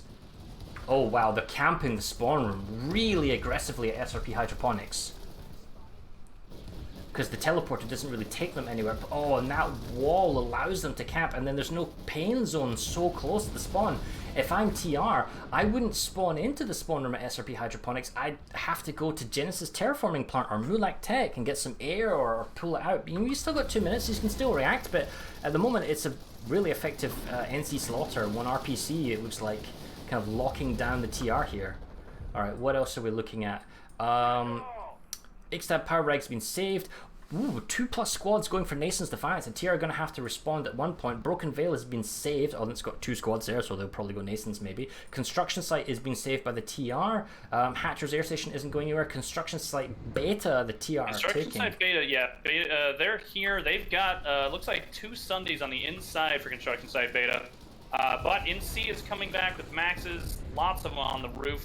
And they're just trying their best to find an angle in here, but it's really hard with the amount of cheese that we're seeing from the TR side. Oh, cheese? I must see. On my way. Yeah, got a lot of lightnings, got a lot of prowlers. They're looking at that mountain. They're just trying to climb it a little bit, and they're getting their angles that they needed. Ooh, quite a few galaxies overhead as well, being a nuisance. And capture point itself. NC on the roof. Oh wow, yeah, okay. So you've got your proxy rep Sunder. You got your blockade Sunder on the wall, or you got other proxy rep Sunder on the far side. It's really, really dirty. It's glorious. I love it. Now, in terms of population numbers, the NC are on the door. The NC outpop the TR ever so slightly, but with the engineer barriers and basically the double kobold or kobold bulldog gun. Hold on a sec. Let me see. Oh, I don't have a character with infrared, but there's a ton of smoke. But anyway, you get the impression. Fire everything at the door, smoke the door, keep firing at the door, you'll capture the base in 50 seconds. It's extremely effective. The soft point for the TR defense is going to be the northern side of the entry point, which the NC have managed to get around to. They're starting to route around it, yeah. 37 seconds, there's enough numbers kind of hovering around, but there's EMP grenades going off, there's explosives. If they all push in at once, they might be able to do something here, but I don't know how sustainable that would be, even if they did. Right now, it's a little dire inside. A lot of smoke grenades happening too. Oh, and the smoke's now expanding. Oh, the NC have pushed up. They've got the upper balcony on the south side. The capture point is no way they're going to get it. The NC are going to save this. With 20 seconds to go, the TR are pinned around the capture point. They're completely surrounded by a swathing swarm of angry NC. Yeah, and those 2 maxes that are up on that one side there are going to be a big, big problem. They can't take back that balcony because of it. And here comes the NC, the wave of them just hitting the point. 10 seconds. That's going to take it back, right? It was a good approach, but what numbers had to come in there? Oh, 56%. Yeah, so yeah, they got, but then there's a lot of TR on the outside, so the actual active numbers of defenders in the capture point was significantly less because the populations are being distorted by the fact of the amount of TR logistics flying around. Now, the NC are actually pushing Chak Fusion to the north, and I still don't have a game time clock here, so I might jump down into the referee channel just to see how long is left on this game. So bear with me 1 second while we look at the capture point at Fusion, if I can actually find a door. Let me just get rid of my audio bug that I have. Okay, I'll be right back. Hey, chap. Just here with Hey chaps, I'm just in the channel. Can I ask how long is left in the game so I can set my game timer on the stream? 1 second, plus 3 minutes, and then it's another 40 minutes. We start at 25. So we start at 25, so that's an extra 25 minutes plus 2 minutes. I can't do mental arithmetics live on air. You just need to give me a number. 63 minutes. 63 minutes, so 1 hour. 1 hour and 3 minutes right now. Gotcha. Right, started. Fantastic. Thank you, chaps. Okay, so we now have a game clock. We have 1 hour, 2 minutes, and 50 seconds to go until the end of this match. Gotcha. Chac Fusion just got capped here. Just saw by that? NC. Yep. They just took it, so that's going to be Chac Tech Plant getting opened up for potential cap, and that, just like we said with construction site Epsilon, puts a lot of pressure on the TR as well. Because if they get that cap, that's only 3 bases until they are actually near a warp gate. And that's going to be a big deal. They're already pressuring the tech plant, although it looks like it's small numbers. And as you're right in saying, the TR. Oh my goodness, where did that come from? The TR in the middle, it's just the sheer vomitingness of the cheese that's going on here. But the TR's making good progress in the middle. I mean, let's be clear, from the start, they got the data hub, they got the biolab, they got Southern Labs, they got Fail, they got Epsilon. They're pushing Wainwright Armory again. They're pushing Hurricane Storage, although it's been saved. So, and they're also looks like they're going to get Gurney Dam with the colossal push again in the south. But the NC are, and I need to go warp speed here, the NC are pushing the north and the south flanks. That's what's keeping this game in check. The question is, can the TR rally on the north and south flanks? Because it's much more difficult to get population to those edges. And will the NC, once they're happy by taking the large outposts to the north and the south, will they then consolidate and then move back down to the middle? Oh, 10 seconds to go. NC are just swarming. They got to rush in. Yeah, they have. It's that last 10-second marker they've pushed in. They managed. The TR even managed to get a lightning into the capture point. That's insane. He's still going. Now, too many things to shoot at. Chac Tech right now has somewhat stabilized a little bit. NC's still capping it, but we got a long time on that before that's something to worry too much about looking at. Wainwright as well. Huge numbers here at Wainwright. TR really going hard onto this base. Yeah, so the other and kind of important factor right now is the south is beginning to disintegrate. So yes, Chac is going through, but the north and south of TR. Now, if I'm TR and I get construction site beta, I can go for awful pit and I can cut off the NC to the north. In the south, however, you don't have that same type of options because the NC looks like they're going to take Southgate checkpoint with 1 minute to go. They got huge number advantage, 3-1. Zeta looks like the TR saving, but that doesn't really matter because it's going to get cut off. The big one was Genesis terraforming, where it was 2 minutes, but now it looks like the TR partially stabilizing, because if they lose terraforming, they can get cut off in the south, and that ends the game, boom, dead there, because there's such a loss of territory for the TR. Right, where are we going to go next, Gelos? What's the next well, like I said before, Wainwright is just a massive pop dump here, and you know that is a huge pressure point for TR to be putting onto NC. They're going to get that cap. I don't think that's even in the question anymore. The amount of resources they put on that is insane. But what I want to see is, are they getting Fort Liberty prepped right away? Well, they got population. They got pop in Fort Liberty. You know what? It's going for the jugular. It's going. But Liberty is such an awkward base to take if defended. But the NC are not going to miss this. But it's a narrow neck. You're stretching your neck out, because if you do go for Liberty, you can be cut off at Wainwright. You could be cut off at Epsilon. You could be cut off at Broken Vale. A lot of places. Yeah, since you haven't locked down Hatcher Air Station, it's very dangerous, and there's no way to consolidate.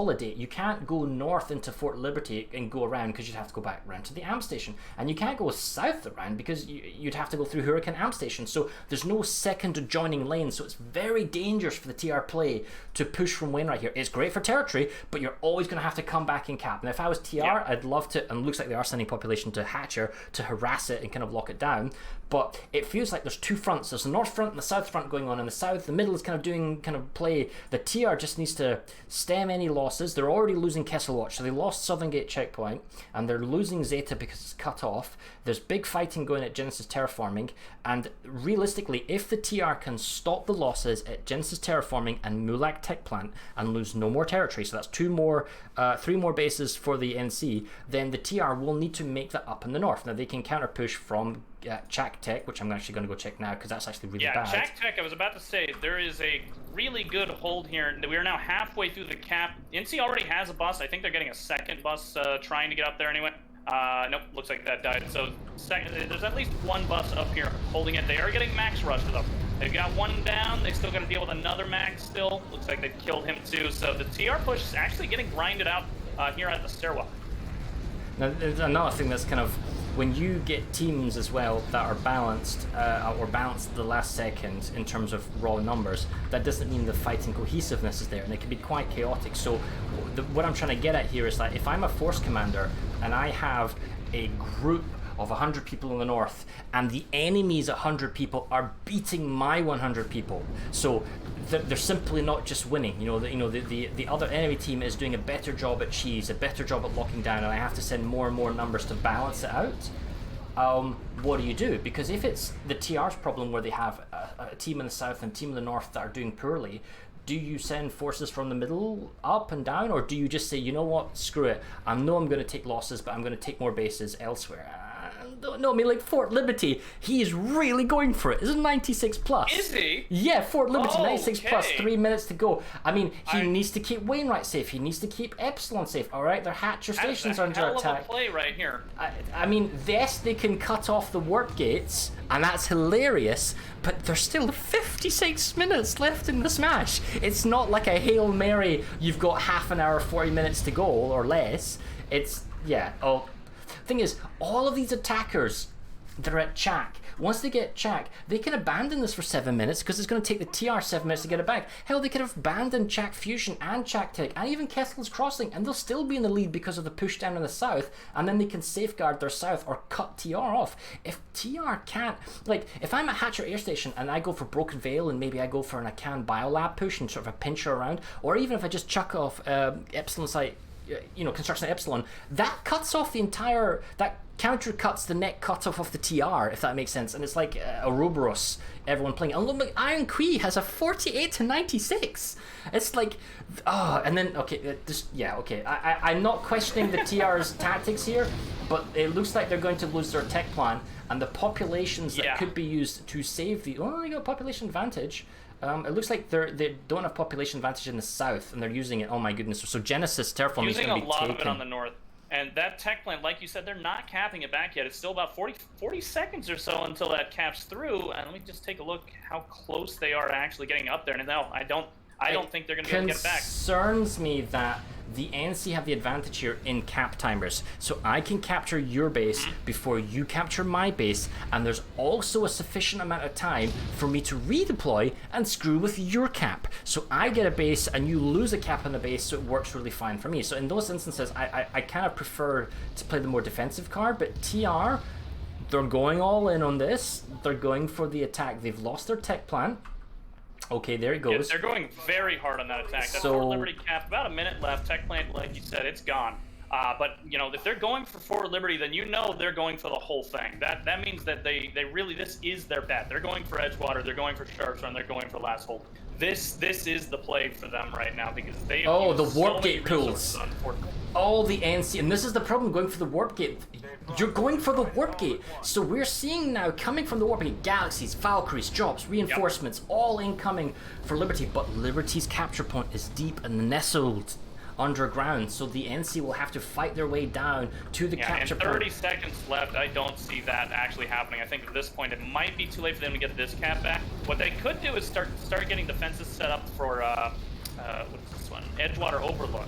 They could start getting things set up for that, but it might be better, like you said, to just instead go for a cutoff, because right now I can't remember how to get down there anymore. Zoom really fast. Where is it? If they go for Broken Veil right now, they could just cut off the entire thing, because right now there is nothing else that connects.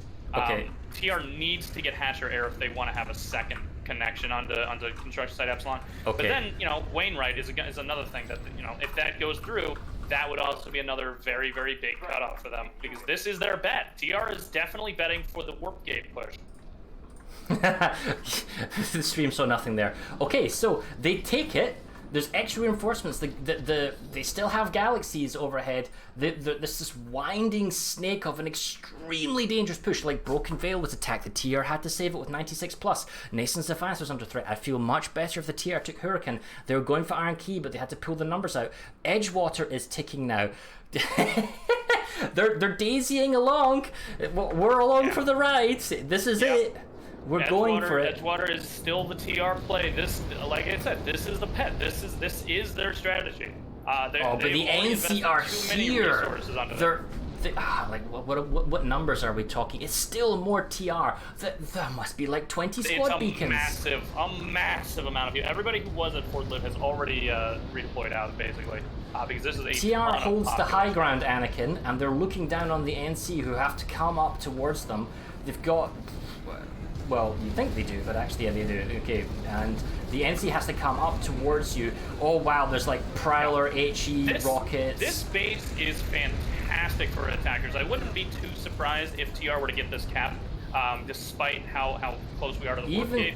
And it's just that this is a very, very whale wars going up above. The NC are pulling galaxies from their warp gate. They're ramming the TR, but the proxy rep galaxies overhead is just. Yeah, the production quality for TR, it's good. It's great. I'm really liking it. Yeah, they came into this with a lot of backup plans, it seems, for this particular push, and it's working out. It's definitely working out quite well. But the NC, they're getting close. 2 minutes 20. It's a long time. The TR reinforcements can't come as quick enough in terms of logistics. The NC are just dropping beacons down and podding on the vehicles. What's the population on this base? It's important. Oh wow, it's still 61% for TR! Yeah. What's going on? Okay, so the Fort Liberty is safe. Wainwright is safe. Epsilon is safe. Broken Veil! It's gonna get cut off. It has started the cap. TR might have just now noticed it.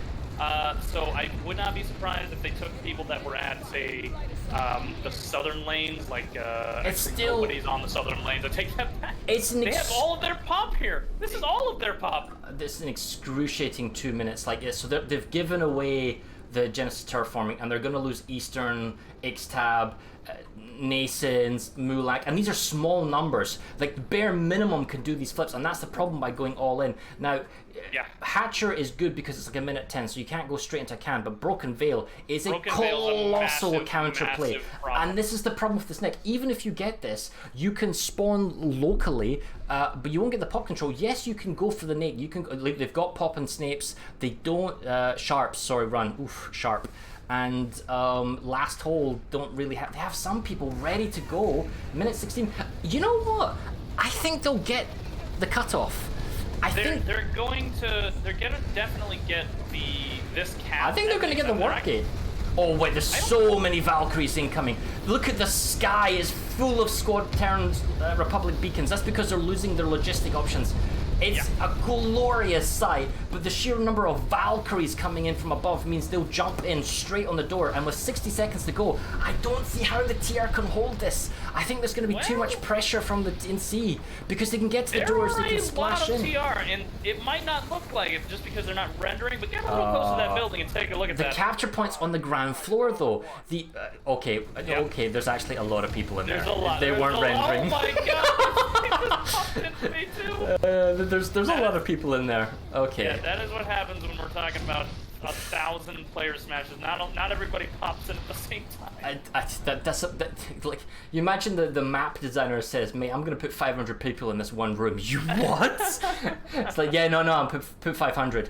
But they've lost Broken Veil. There's no way they're gonna go save that. And Wainwright is also done. But maybe it doesn't matter, because if you think it from the TR's point of view, they got 49 minutes to go. If they do this, and they do 2/3 of their population, and they stranglehold. But the problem is they need to now spread out, hold this base, and get two more. Their logistics have to be pretty good. They have to make sure they have buses. Do you see a whole bunch of galaxies? Because I don't know how they're going to get to Last Hold and Sharp's Run. If they're going to from anywhere, it would have to be near the middle of the map, not the warp gate, because that would be the best. So they still haven't cut off the NC yet. There. Because it's just a single line, and this is exactly. And so the broken veil cap, they have to redeploy. They have to move to that literally now. They have to. Sharp's Run is the bigger one. Like so they're doing Last Hold kind of, and that's smart. But the amount of territory you're cutting off going north isn't really that much. You want to go for Sharp's Run because that will kill off the bulk of the territory. Now you can sacrifice a ton of territory right now. The NC just can't capture quick enough. But if, and to be honest, but if this fails, I don't see how the TR, like we said, are going to redeploy. And I don't see how they're going to... I mean, they've already lost the capture point now on Edgewater, and they don't have a... Yeah, no. Edgewater Overlook, they've lost the capture point, and they don't have the caps ticking on Last Hold and Sharp's Run. So it's fine if you start an attack elsewhere and move all your population there to make it insane to take it back. But if you can't control the cap here, it's not going anywhere. So the TR now are going to have to come back, save the base, and then choose to counterplay. And if you give this up and go back and go fight on other bases, and like if I was the TR, I would still have 12 people in the north and 12 people in the south contesting these caps, because they're going, like Head Skydog literally got captured with nobody there defending it. Yeah, okay, so there's your broken veil. And you can't redeploy forces in now, you have to fly them in, and this is the catch. The NC are right at the warp gate. This is usually why, okay, so the Valkyrie in, the Galaxy in, they're trying to do a reinforcement play. Now it's the NC that kind of play the defensive on the capture point section. Okay, they're getting it. They still have 50 seconds now before they can move on. The thing that's most notable here, the most dangerous part about this is, even if TR continues with this strategy, going for the stranglehold, NC still has that northern lane where they've been capping consistently. They're still going for Hossin Biochem, Matsuda Genetics, and hey, they made a save. Halcyon Watch. And if they do that, they can also do the same exact thing. They moved on. They can stranglehold too. So we were talking about logistics, and it must have been that they redeployed to Haid Skydock briefly. They've lost it, or they must have gone somewhere nearby, maybe a Cam Biolab. But the point is, they have pooled fresh logistics for Galaxies and Valkyries so that they can maneuver and pull and go along. So Edgewater Overlook is about to be saved in 11 seconds. And that means Last Hold has a massive 96 plus in TR favor with Valkyries and Galaxies overhead. And if you look at Sharp's Run, it's not as much, but it's a 3-1 advantage for the TR. So they are also being big on the cap. Now, what does this mean? Well, if they do get these 2 points, it's still 46 minutes left in the game, but the TR have territory. Now, it'd be so weird if the TR holds only 3 bases, which happens to be the NC Warp Gate, and the NC owns the rest of the entire map. It's still a draw! That would still be technically a draw. But the right issue here is... Sorry, go ahead.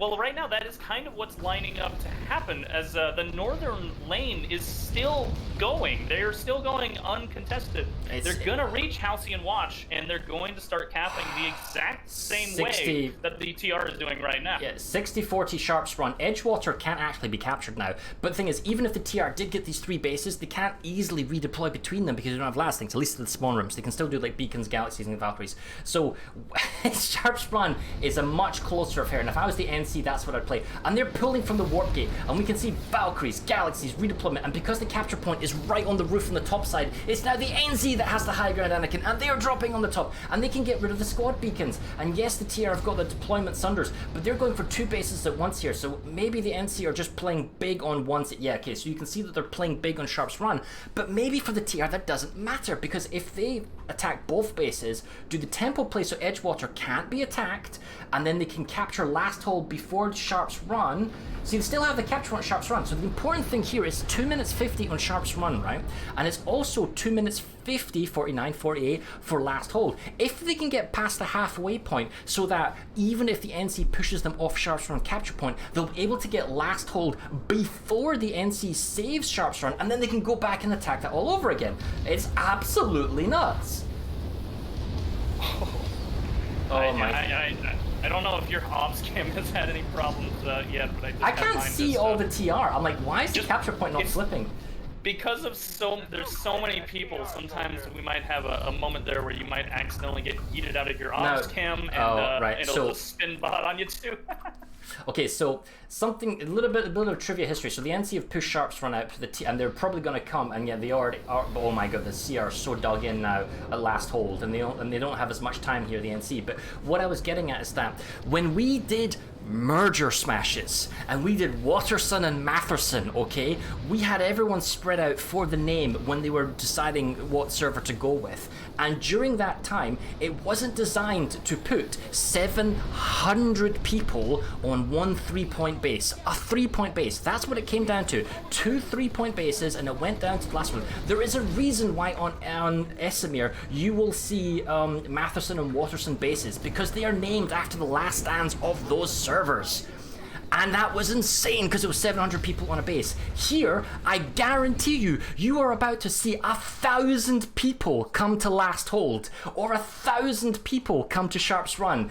And this is a smaller single point base. Yeah. It's insane. Sharps Run just had TR push into it. That's a massive amount of people. That is at least 300 people most likely, just doing one push into this building. It is incredible the numbers we're seeing right now. Just and they're not popping in even all the time. We were supposed to be popping in console. We were supposed to be in Hossin. We were supposed to fight over 10 lanes, but no. That's our Terran Republic Force Commander, Dub. He has had other plans. He's like, go for the warp gate. Just right through the middle. Just go for the warp gate. Yeah, this isn't a Hossin smash. This is a warp gate smash.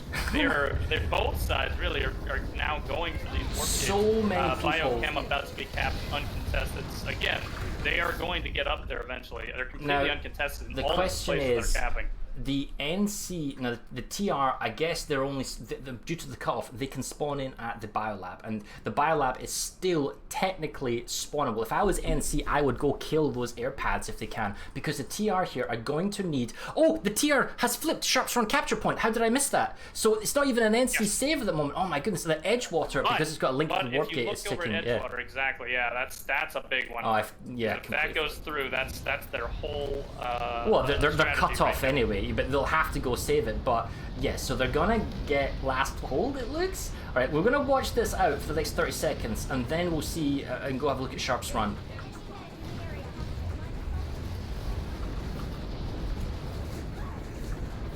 The amount of I'm literally hearing nothing but C4 over and over and over again. It's like a full auto C4 gun. Well, the thing is, right now. Like, imagine us on the OBS camera and you're coming into the door. You can't even see the person you're dying or running to. You know, it's like you got to throw you literally get grenade bandolier. You throw grenade. Save the point too. At Sharps Run. But that's, yeah, we kind of figured as much because it was 50-50 numbers, but the TR are using their population 70%, 74% on last hold, and the entire North continent is about to get cut off here. Now, whether or not the TR chooses to counterpush 1 or 2 people, I would love to send 6 people and just counter cap, you know, just go here but last hold, there he goes. It goes to the cap, but if you look at Construction Site Epsilon, once that goes through, they're going to be reconnected again. So they have to really, like, this is the bet. Like, again, I don't know how many times I got to reiterate that this is the bet. They have to cap. They have to these save three, and they gotta hold them Edgewater as long as possible. Yeah, Edgewater and Sharps Run. So they nearly have it, but you're right. Because of Sharps Run in the south, it will reconnect, as it were. Yeah. So, and then this is the problem. The TR here now needs to start splitting or bouncing back and forth. Now they're probably going to pull a fresh set of logistics. Sunders, Galaxies, that type of thing. They're probably going to fly over Edgewater as a massive ball, save it, and then keep their air vehicles and then go to Sharps Run, unless, of course, there are Sunders or vehicles and it's getting dark. At least there's no Vanu. Oh, wow, but okay, so the air is massively controlled by the NC over Sharps Run, and I think Falc'hun, he knows. I mean, you look at the south, the TR bit's cut off. Who's attacking in the south? Very small numbers, like 1, 2 people. It's like there's 10 people on the entire continent, and then there's 1,000 on one area. It's like there are beacons, there are Valks, but the NC have securely locked in Sharps Run, and this is why going for the warp gate is so difficult, because the logistics for the NC are so short. that already last hold was being slightly attacked by the NC. And Edgewater is being saved like we thought would be the case. But oh my goodness, there's so many galaxies now overhead for the NC. And okay, so we see fresh TR vehicles incoming, but they have a longer flight time and a longer turnaround. And they are on it though. but what's they're on the point. Has the Sharps run been fully resecured? It has. So Sharps run cannot be messed with. So now there's a 2 minute 30 grace period before a Sharps run can happen. That honestly, if I was NC right now, I would move my entire 96 plus population from NC on Sharps run and send them to Edgewater because you can't attack. And I think that's exactly what's going to happen. We already have some galaxies on the way right now. You know these are full of people most likely, and then we're going to have, I'm sure, even more coming. So we've got people dropping in right now, lots and lots of TR inside the building though. I mean, even though you have this massive amount of people that are going to be dropped, that is so many TR infantry in basically what is 2 rooms and a hallway. It is a bloodbath between galaxies. It is ramming whale wars with, I don't know, like, it's just too much going on here. I think obviously though, because the flight time for the NC is so short, that they're going to have an easier time. And if I was the NC, now the TR can't redeploy to a Can Biolab, and that is brutal. They've been cut off at Woodman ASC, and this is where it gets very, very difficult, and what I was concerned about. They weren't able to stem the base captures, and because the NC's cut off Biolab, now the TR can only realistically pull from their own warp gate, and that's so far away that they're limited to infantry ground pounding. Now they might save last hold and keep it connected, but if I was the NC, I don't care about last hold, because what matters is this base right now at Edgewater and Sharps Run, because that's where my active connections, and even technically this base doesn't matter for the NC. In theory, what matters is Sharps Run, because you have an active link to the rest of your territory control. So we're 37 minutes, and this is extremely exciting, and I don't want to take away from it, but I don't see how the Force Commander from NC, Falc'hun, is going to let this, and they've already saved it here, is going to let this slide, because he has huge amounts of map control and spawn options, and not only that, he has the logistic option of just spawn to the work gate, pull all your crap, send it at them. Everyone, like if you've got a squad of 24 people, I want all 24 people pull a galaxy. I want all of you to ram all the TR stuff out of the sky and then drop. It's just insane, So the NC are now kind of pushing it last hold. The TR can't redeploy to the spawn room because it's off the last line, so they have to beacon or sunder. That's probably being cleared out. There's a ton of beacons on the sunder here right now for the TR, and they may try and come down, but it's like there are so many squad beacons. It looks like I'm looking at the US flag sideways. It's just insane. Yeah, there's a lot. And TR is making another push back into Edgewater. It looks like they're going to take the point back, if even only for a second. How did they get the capture point? They were still upstairs. When NC took TR was still in a big way upstairs. So they just needed to push down, and they did. Dude, like, if I was... grenades are going to be necessary here. If I was, like, somebody... I think that one of the best ways to do this is just get a heavy assault with a shield. Maybe it gets adrenal when you make a kill or something. Get your knife out and just go in and stab, and go around. Or if you're NC, I guess you can have the jackhammer. But you know what I'm getting at, right? It's just... There's so much going on here. Wow, the TR are actually going to make a save. They've got so many people with the beacons. It's nuts. What's happening to the north? They're losing last hold because they don't quite have the population. So, yeah, okay. They're losing Wainwright as well, even with some population. They try to move it. Yeah, like if NC can like lock this. Oh man, they've got 48 to 96 on Sharps Run ready to go. Oh, the TR are so ready. Now they're gonna lose last hold, but it's kind of connected anyway. Oh my goodness. They can probably afford to lose, like you said, it's connected anyway, so they can probably afford to lose it for just a moment, and they can go back to it once NC kind of redeploys to deal with their other 2 hold. Right now, they're definitely focused on just saving Edgewater and then immediately going for the cap on Sharps Run. Very, very big deal. There's no way that the NC are gonna get that. They don't have the population, plus all the TR are hyper concentrated on TR absolutely have Edgewater. I don't think there's any chance for them to get that one back. So what else? I do want to see what's going on at Sharps Run. H-Tab's going away. Nobody bothered to do H-Tab. The amp station, Nettelmeyer. Mulak has gone, Zots. I mean, the NC are getting very close to TR. I think TR at this point are almost about to play for a draw. I mean, I would like to see a few people, but you can see how the NC are trying to get some people to, like, they've got like 2-3 squads doing the attacks elsewhere, and the TR have got a few people trying to play firefighter defense, but it's all coming down to Edgewater. 7 seconds, here it comes.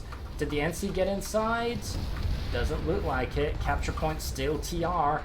And okay, now. So if that cap has gone through, they're immediately going to start with Sharps Run, as they're already on it. They are, however, surrounded by NC outside with Maxes. They are now C4ing the hell out of them, though. Oh my god, they're all going down. No, yeah, what needs to happen here is obviously the NC are expecting this, and the NC have already pulled reinforcements in the warp gate, and this is the problem again. It's so difficult for the TR to move their numbers, and it's so easy for the NC to move theirs, that holding down a roof capture point next to the warp gate is nigh impossible. If this was a warp gate where the NC were on the south at the Hossin southern warp gate, it would be much more tangible because you only have to fight against the spawn room. But no, you have to fight from the air, and the capture point being above it. And NC just took it back to. Yeah, it's incredibly challenging, and then now the TR have lost last hold. They've got themselves Edgewater, and they're all Edgewater.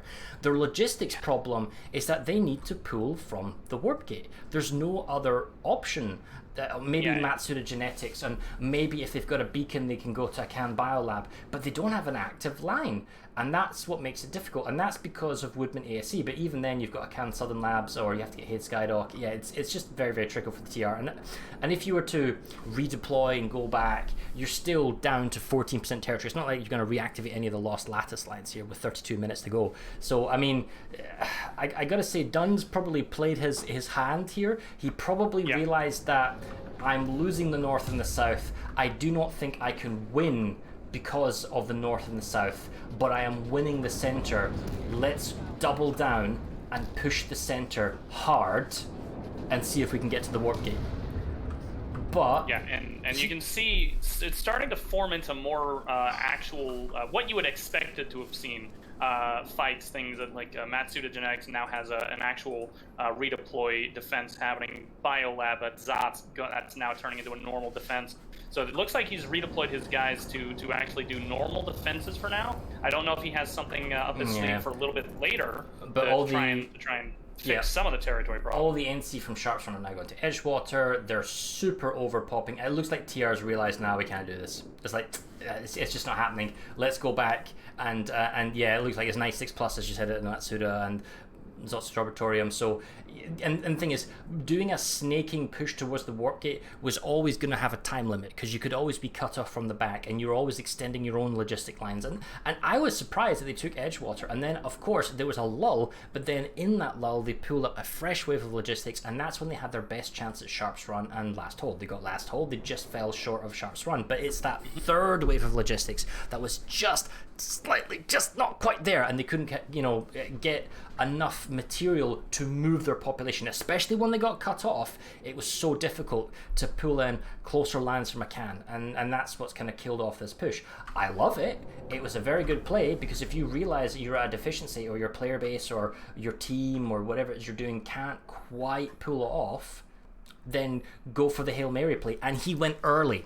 That's something I guess I need to compliment him for, is that we have seen Hail Mary plays before in the past, and they have always run out of time.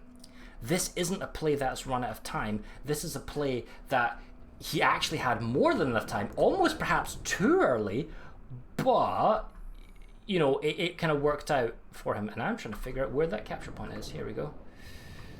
We're over at Zots Abatorium. And also looking at the Biolab, both of these flipping 4 NC right now.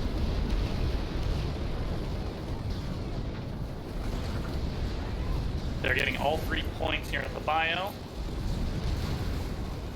So that's going to be a short cap there if they can hold that for a while. Looks like you only have about a minute left over here at Arboretum.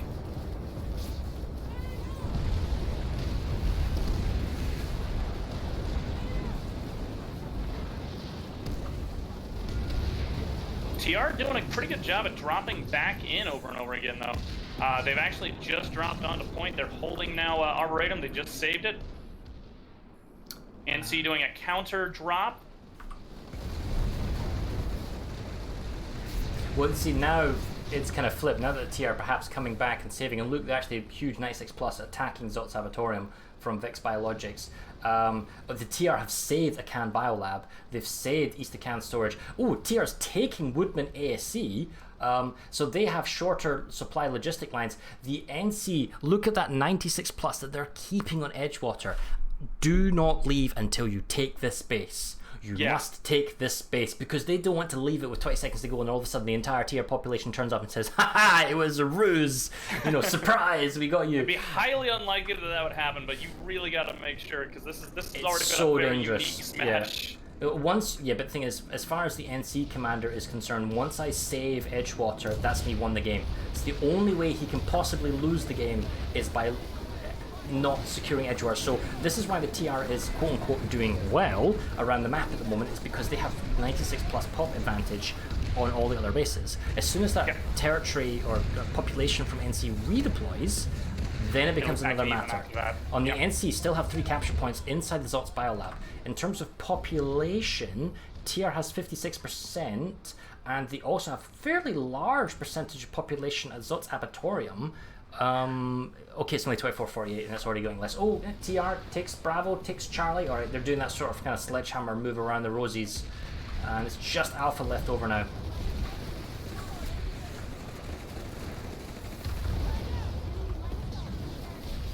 TR looks like they are saving Zot's bio here.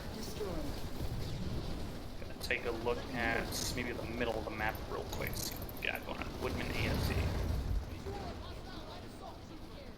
27 minutes to go. I think we know how it's going to end out, but we'll see what the TR does now. I mean, how often does a smash like this happen? So even if you think you're going to lose, enjoy it, play it out, have fun. Yeah, I mean, we can all agree that probably TR is going to lose here, but I commend them for basically resecuring their very unique lines. Play. Yeah, I mean, we've seen warp gate pushes before, but that's by the dominant team going to the warp gate, you know, the one that's clearly an extension. We've not seen the losing team make a successful warp gate play and get 2 out of 3 of the home warp gate points. This is by far the closest anybody has gotten to doing the Hail Mary, the no other option, go for it. Because this is how it would have probably worked out, right? If the TR had managed to capture all 3 capture bases around the NC warp gate, and you know, essentially territory zeroed the NC, and if the NC had captured all of the Terran bases right up to the Terran warp gate, hypothetically in that scenario, then all the TR needs to do is technically get 1 home base, or just hold on to 1 home base if it hasn't already been captured, and that way they win with 1% territory. Which would have been an insane thing to see. I'm going to go to where do we go? Woodman ASC's been safe. Right now we've got a fight happening at Hayes Skydock. If they were to get this, you know, you said you had how much? 27 minutes or so? We have 25 minutes now left in the game. Okay, so there is some things that can be done. Cutting off the territory is possible. If they take Hayes Skydock, Construction Site, Zeta, and Awful Pit, they can cut off some of this territory over here. That if I were, you know, if I were in Dubnus' shoes right now, that's probably my play, is making sure we can at least maybe cut off some things, try and equalize the score a little bit, and then we can work on maybe cutting off other things as well at the same time, depending on how other lanes are going. When TR loses the candidate to have capture point, it's quite a large redeployment of NC forces here. Yeah, as you were saying, I mean, Woodman AC is a pretty big play because it gives many, many links. It allows you to re-establish X-Tab.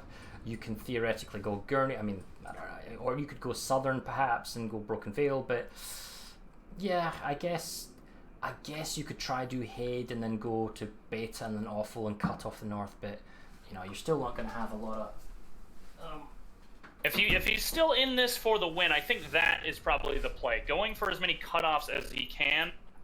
Just maybe even encircling certain territories and just cutting that off if he can. Because right now, he's not going to win. Based off of brute force, if he were to push all of his forces out and just take what he can, not going to win. He's got to do some tricky plays here. So construction site beta to awful pit, that cuts off 1, 2, 3, 4, 5, 6, 6 territories right there. That helps, but he's still got a lot to go. I think, now you can double check the map for me because I'm looking at the combat here, but I'm fairly certain Woodman ASC Labs is the next major contention point. A minute and 40 seconds to go. Most of the population are coming here because of the ability to go, well, so many links in so many directions.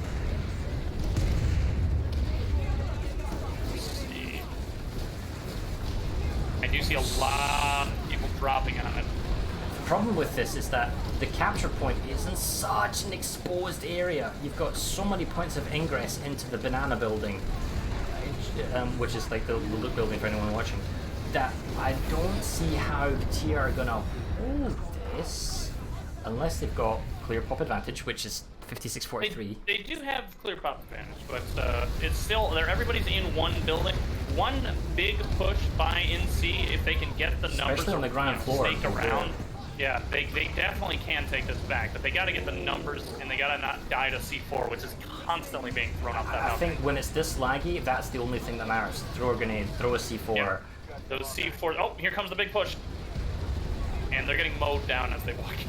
But still, yeah, that one. The other side.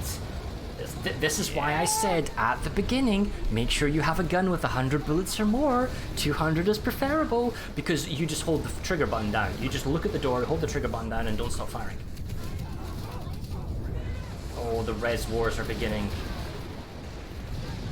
So many mini grenades. It's looking like very TR touchy. Is kind of winning this. No, but the TR's losing. NC's got the roof above. Flooding through that door. Ah, okay.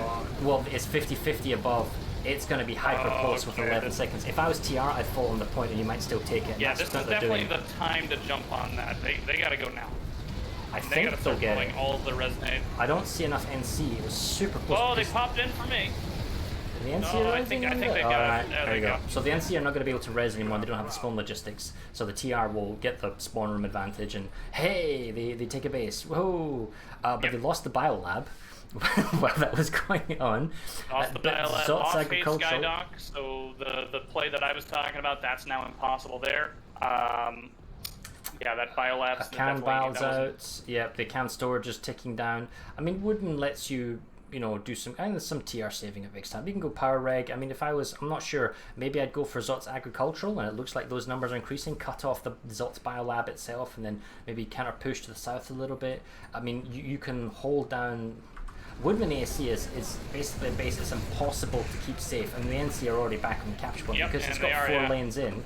Because I feel that the NC, Team Blue, are the more ascendant team, it just means that when you've got a base that has 4 potential links to it, to keep that base safe, you need to then go out and attack those other 4 bases. Whereas the NC, they have 4 options to come back and attack and secure their last lines. And that's kind of what's happening, because, the TR's already losing it. So they got it, but, like, what do you do next? I mean, they're saving Moss Ridge, Bravata PMC is not going to go anywhere. Okay, they are sending their population to Zot's Agricultural, and they want to cut off that biolab. We'll go check that one out. Here we go. I am a fan of this base, because it's one of the more easy ones to cheese and get vehicles on the inside. Hello, there they are. Proxy Rep Sunders, got ourselves a nice little Marauder Harasser. And anything on the other side? No, probably not. Oh, yeah, there you go. Second Sundra. Jobs are done. I don't see the NC coming inside Zot's Agriculture. There's too much cheese in here with only 60 seconds to go, and they're also at pop 2-1. But honestly, I don't think the NC cares. TR also saving Woodman, so that's good to go there. Vex Biologics looks like it's happening. You'll have to go there next. And TR managed to save Matsuda, and they're going for... No, they're losing Biochem in the north.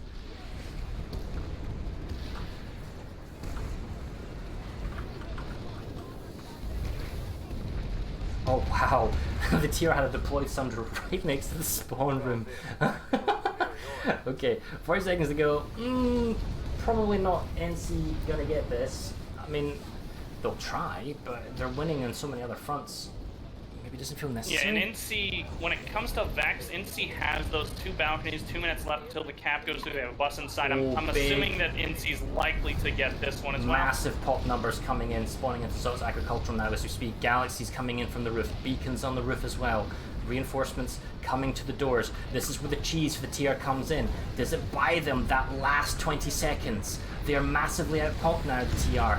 This is where this is why you bring those Sunders. And the harasser's going around. Oh, he's clipped the edge. He wants to run over the NC. He's actually running over the NC. He stalled them at the door. We're 5 seconds, 4 seconds. TR's on the capture point. But the NC saved it with 3 seconds, 4 seconds to go. Yeah, they're on it. So many. Still coming out though. No, that's going to be NC numbers? holding. NC in 55. Yeah, 55. So it's one concerted massive ball that just sort of pushed in, and that's great. I love that. That's awesome. And okay, so the NC are also now attacking Zot's Abatorium, so we'll swing by there. It's very brutal. I mean, there's normally a reason why we keep server smashes limited to 250, 300 at most, 344, is that you spread out over lanes. When you get like hundreds and hundreds on a single base, I don't think there's any system that can handle that, but it's still very impressive. It is, yeah. Looks like the TR are beginning to save Zot's Abatorium now, but the NC force that essentially just saved Zot's Agriculture is probably going to come over now to Abatorium and make it a nightmare. Plus the NC's attacking North Garden. There's just so many kills happening. You know, I've got that overlay up, and I'm looking at between the two of them almost 40,000 kills that have happened in this last hour. This is the Galaxy has 230 kills, the Prowler 165, Lightning 164. The Engineer has the most kills. No, wait, no, sorry. Heavy Assault 8,700. Then comes the Medic at 3,800. The top player kills 233 by Hoodscuff. Anyway, that'd be Sand. We'll come back to that. I don't really want to show that too long because we're actually showing the combat here. Looks like TR might make a save, but they're also making the north save. That's fine. Moss Ridge, they are beginning to lose. Looks like the NC have just got themselves set in. Woodman ASC is 50-50 numbers. The TR were trying to save if I can, but the NC went there big numbers. Vex Biologics, the TR are saving big 96 plus. So yeah, it's currently all happening really at Abatorium at the moment. I think we're just playing it out for the last 16 minutes. Yeah, that's what I'm thinking too. I don't think there's any specific plan that might be happening. I think all of the plans that might have been formulated have already been played out. I don't really think there's anything more that TR can actually do at this point to secure even a potential win. I think this is entirely just going to be NC and TR fighting each other out for the next 16 minutes with no real goal in mind for how you play the map out. So the TR are trying to save Zot's Abatorium, which allows them to get a fresh cap. Well, technically the timer's still ticking in Zot's Agricultural. They could go back, even without an active lattice line, because it's still ticking. Zot's North Garden is about to be secured in a minute, but we'll see, because that can flip so quickly. Zot's Abatorium itself is 34 seconds. Once that goes through, they can choose to attack the Biolab, or they can go for Bravada PMC, although that's a large outpost. And I don't think I've seen the TR side, and this is indicative of the tactics or the gameplay, take a large outpost. Yes, they have taken single point bases, and be able to punch their way through along that sort of singular central lattice line because they don't have to fight against a large outpost. The NC have taken multiple point large outposts, and that's very impressive because it's so difficult. I'm not seeing the TR do that. And that's usually how you can determine who's the most ascendant team. If one team can't take a large outpost, then they have to take the sort of the lesser, easier routes to get territory. Alright, so the TR saved Zot's Abatorium. Yep, they've saved it. That opens up Agriculture Lab once again if they want to start jumping back onto that, which looks like they already have. It looks like they're not interested in the Biolab, they just want to do the cutoff. Yep, they still need to make the full resecure for North Garden. What did he say? I'm not sure. The packet loss is just too damn high. Did he say 16? 13? Maybe 13? I could have sworn I heard 13. My clock says 1440, so I mean, I'm not saying that is the be-all and end-all of the authority of the clock. It's just a rough guideline right now, okay? So, but the TR have now big time moved their population into the capture point of Zot's North Garden, and this is also where you bring in more cheese as well and more multipliers, because you drive your vehicles in through here, blah blah blah blah blah, and then you can go into the garden, and then you can also threaten the spawn room, and you can do double proxy rep, and it's not quite perfect because you can get air shot and you can get rockets coming in from the spawn room, but since the TR owns the spawn room and they're defending their own base, that isn't a problem. And they do the save, so they just need to wait for this to fully resecure, and then they can choose to, I guess if it was me, I'd want to go. The only one that really matters for me is the Zot's Agricultural Lab at this point, so I'm going to go over there. Off we go. Yeah, an Agriculture Lab is a TR hold, but they just lost the point itself. A lot of them were already pushed out, so NC just kind of came back around. They looped around the side. Wasn't the same number of wasn't the same number of like Sunders, vehicles, multipliers, and all that type of stuff. Absolutely. So it's still fairly big numbers on Zot's North Garden. Of course, they're all coming from the Biolab, the NC. That's how they're able to assault. Oh, what's going on above? There's more TR air forces, but again, that's due to their proximity to their own warp gate right now, making it easier. The NC are using the rooftops at Zot's North Garden. Lots of beacons, although not Edgewater levels, using the high ground again to push on the capture point, although they're not actually going for it, they're just shooting the enemies on the ground. Okay, what are we doing elsewhere? We have Woodman ASC is ticking down again. That is another massive meat grinder. We'll go check that out in a second. Biochem, they're trying to push. Haid Skydock. Okay, I gotta go to Haid Skydock. I haven't gone to Haid Skydock the entire game. So off I go. Maybe they're trying to do a cutoff play, but with 12 minutes to go, they would need all 3 capture points, which they have. Nope, never mind. NC, massive redeployment. Holding Charlie is very difficult on this base just because of the proximity to the spawn room, and the infantry redeployment is very difficult to hold back with any form of cheese of infantry or vehicles because it's difficult to get inside. And there's just this wave of NC that's just going to come in like a battering ram and push the TR off the capture points. Just one after the other.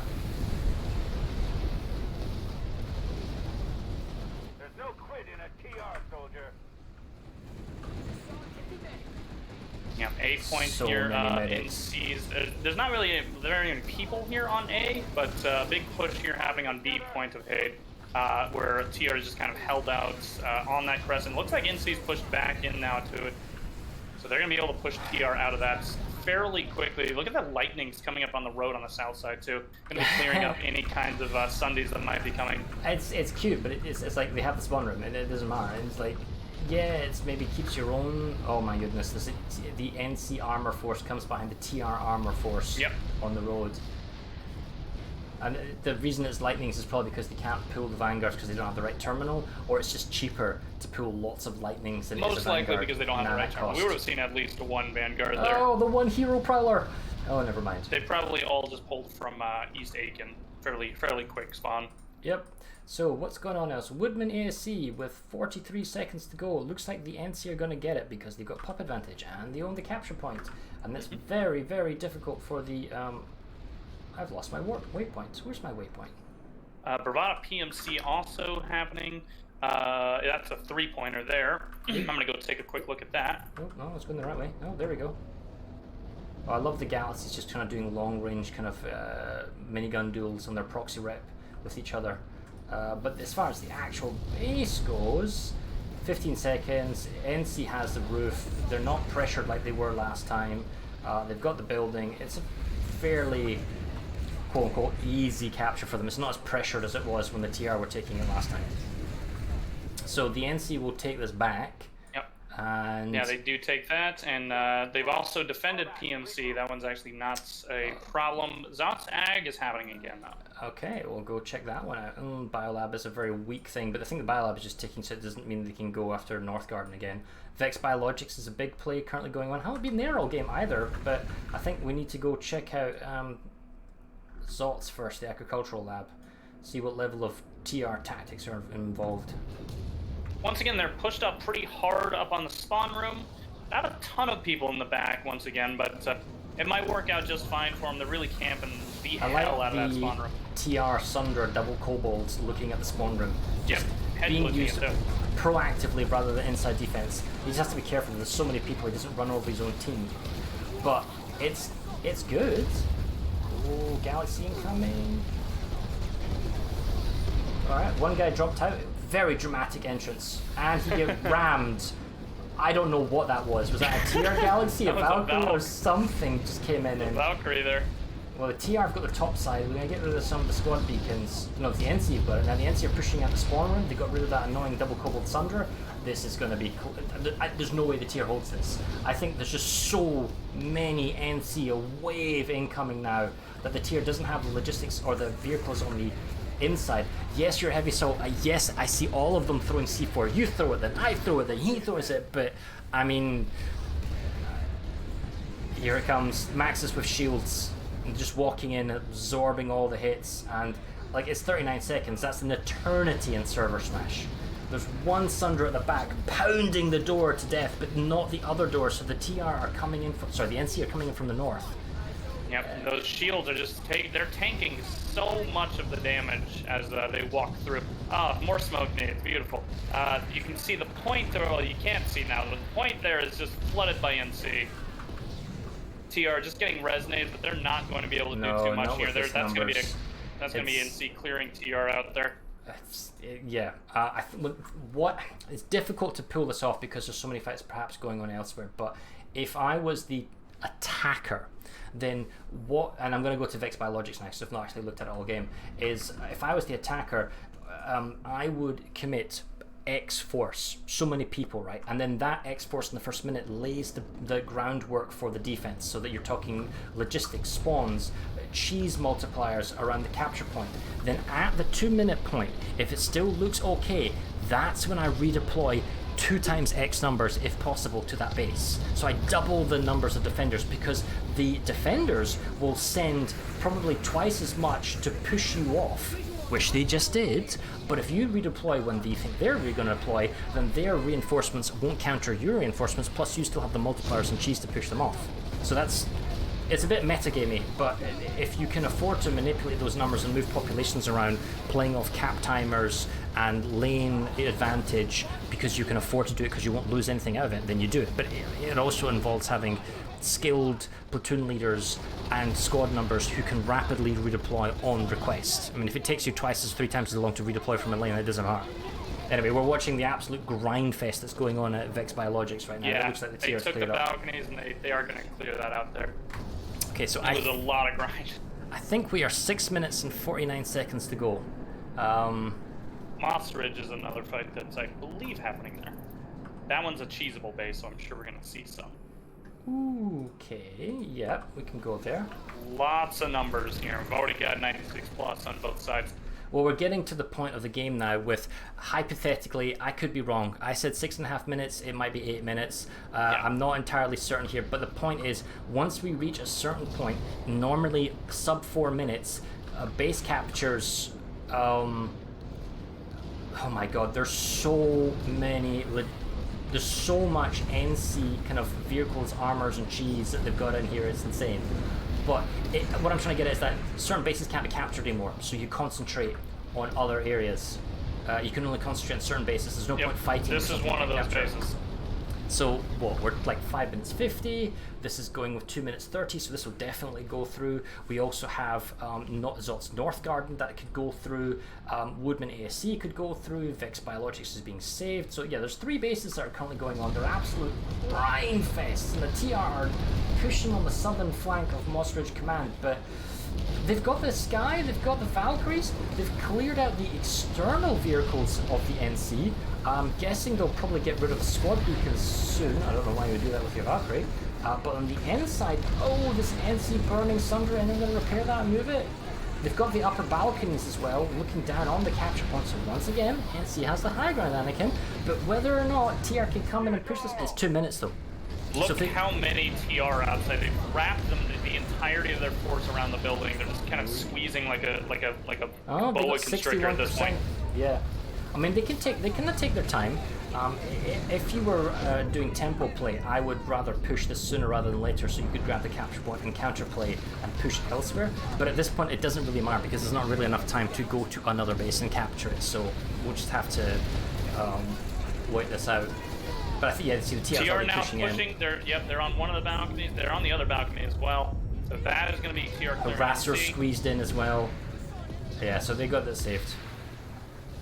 That was something.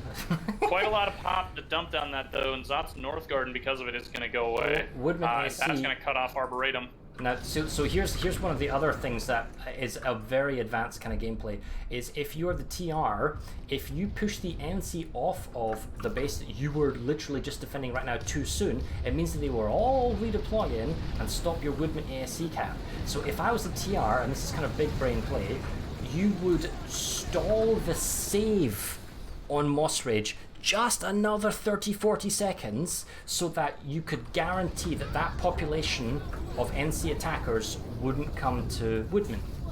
But I mean, it's just having fun at this point. So, but now that the NC can redeploy, there's this huge push for the capture point, and they're starting to save it. Yeah.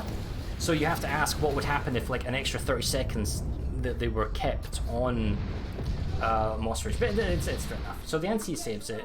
We're now 3 minutes 30 on my game clock. I don't know if that's the ref game clock, so that's not the official one yet. We don't know for certain, but yeah, TRC. The ref, I'm sure, will make the call, but I have no idea what how much time we've got there. Zot's north.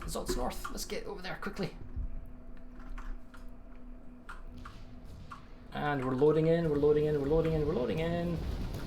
Oh my goodness, there's so much NC. Oh, that's a lot. And they've got a deployed Sundra right next to the spawn room. Yeah, Hossin's a lot of cheese potential. Okay, there you go. Like you said. So the NC gets their cut-off of the Zot's Abatorium. They get themselves their Zot's push-up. They were so close to the warp gate, but they just didn't quite get there. TR's trying to push north to Biochem. The population controls are still relatively quite close. Looks like everyone's just playing it out. The NC is trying to save Woodman ASC, and technically, according to my game clock, they don't have enough time by 10 seconds, but I could be wrong. Maybe they have enough time to pull that off. And honestly, Woodman ASC looks like the only base that's really in contention. So there's one other. It's Hossin Biochem in the northern lane. No, that's a save. So that's that's not enough time. So it's 2 minutes 15. I don't know if there's enough time to get Bridgewater shipping, because I think the ref may have said 2 more minutes than when I said it. So Woodman ASC is... Did he say 2 minutes left? He said 2 minutes left, didn't he? So he's like 2 seconds. I think he did. So he's got 2 seconds off. So 2 minutes left. None of the other bases realistically matter at the moment. However, they might let Woodman ASC go through. So let's go there. That's the only base that realistically I think is up for grabs. So the NC won it. The question is, does the TR know about it?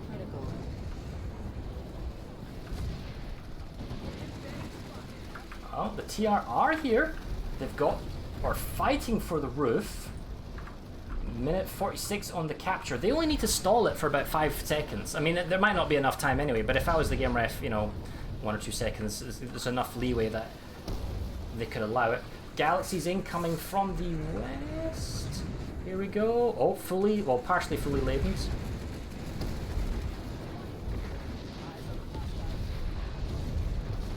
I don't know what they're doing. Look cool.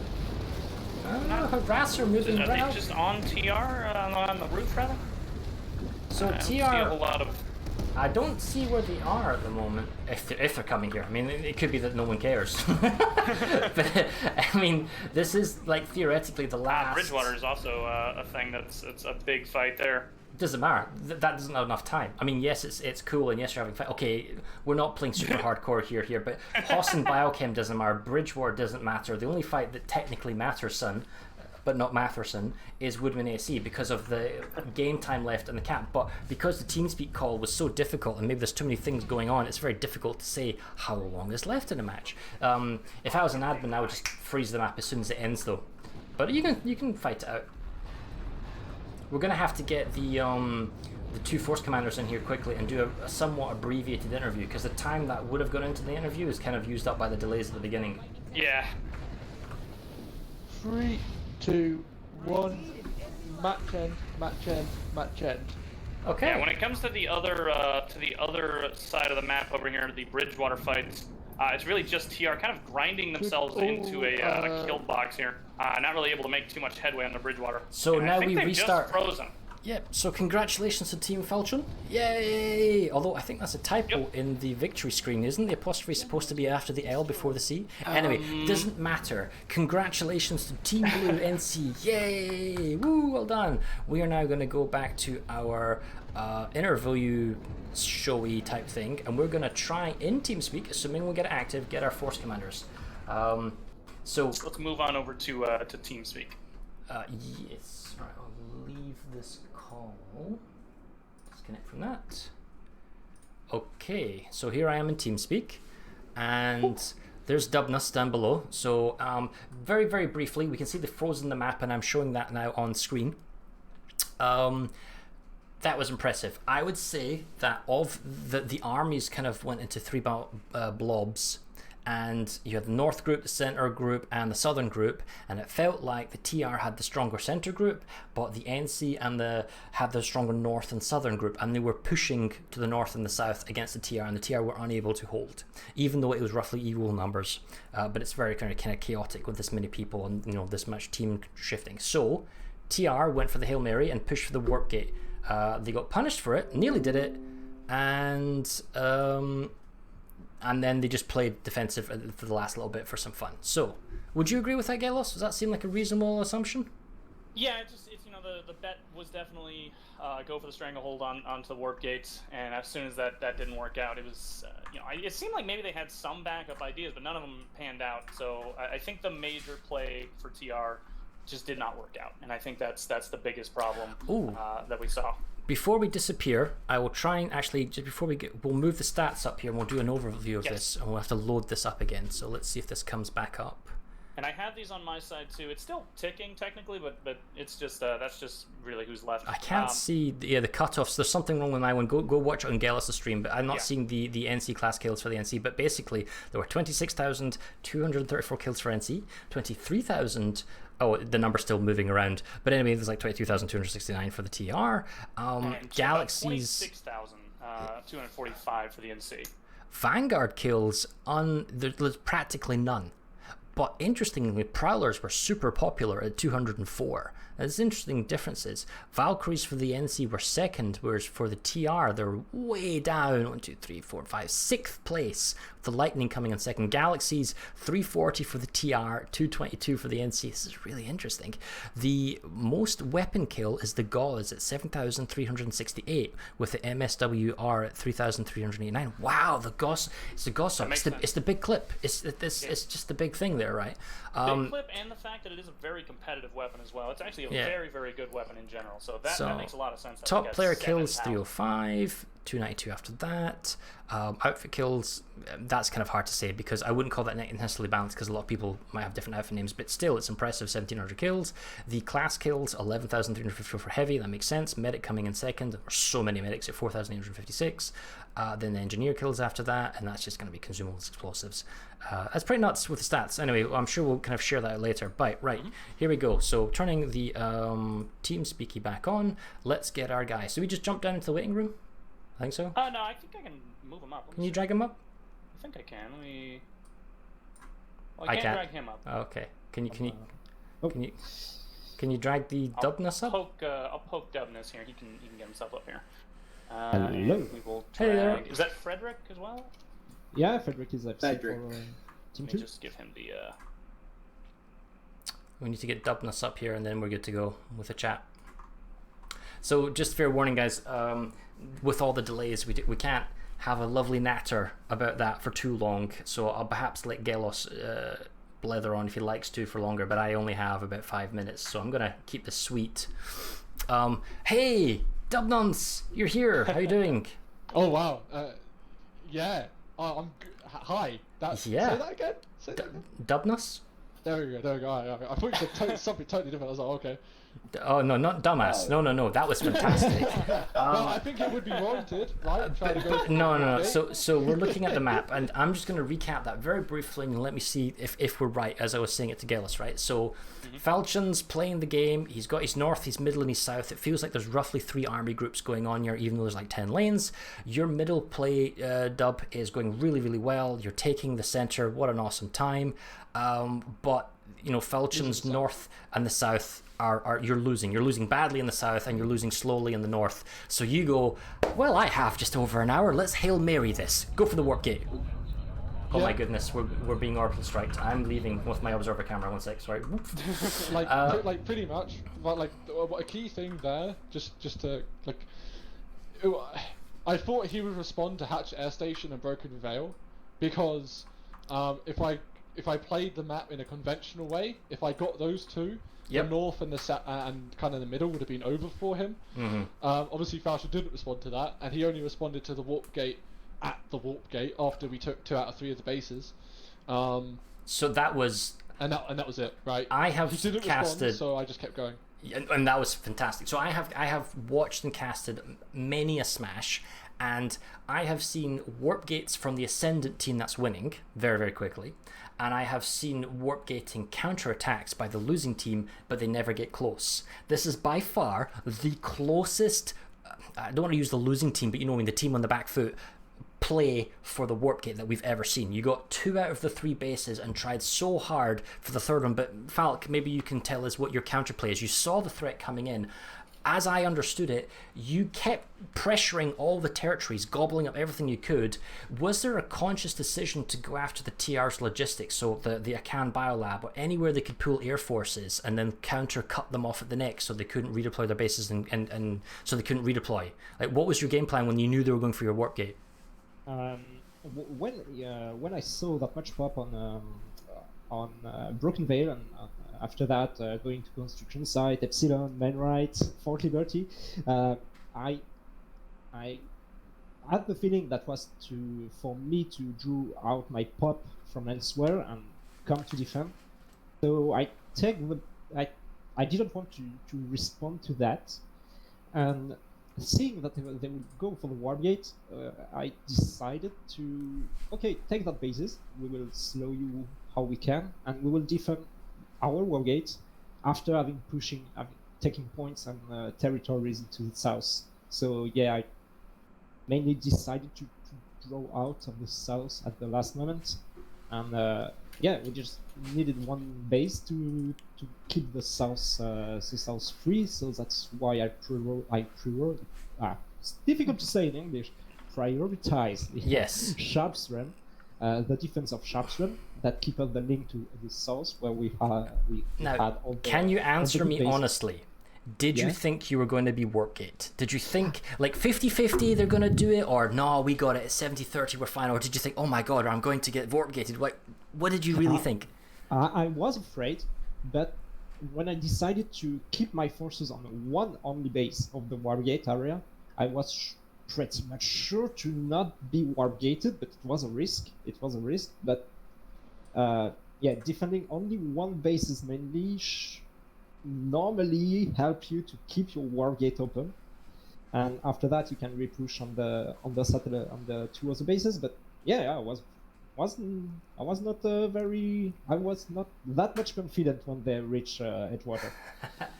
I'm gonna be very brief here. So did you guys have roughly spread out forces at the beginning? Did you have air forces? I know you've got your assistant force leads here, Frederick and Mamelouk. So hello guys, how are you guys doing? Good. Did you split the workload out? Like, did you try and spread your forces out? Did you have quick reaction forces? Like, what were your team compositions? How were you going about it today? Like when you thought at the beginning, rather than sending like 1,000 people into one capture room? Basically, I had 13 platoon. 13 platoon, 1 to 11 each attached to a lane from north to south, and the platoon 12 and 13 were my reserve. Not as a QRF mostly, but more as an additional platoon to a lane for a period of time. We are on the back foot on the lane. I send my reserve platoon to stay there 5, 10, 20 minutes to take back the momentum on the lane and push back after they go elsewhere. I had a little squad of guerrilla that was supposed to hack all the paths they can find on the enemy territory. I didn't have a specialized air squad, but that guerrilla party may have been set in the air if needed. What about you, Dubnus? No kind of specialized air squad. I mean, I left execution of the opener up to the PLs mostly, and just execution of whatever the map play was also up to them.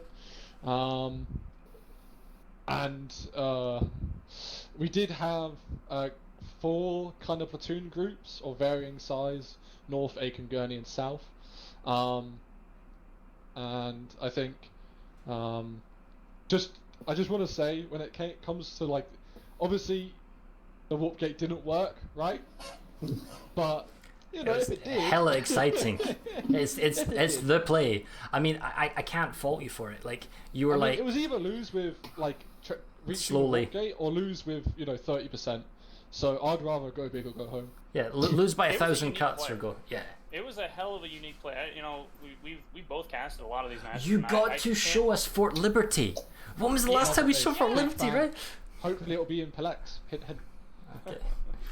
But- Right. Sorry, go ahead, Gillis.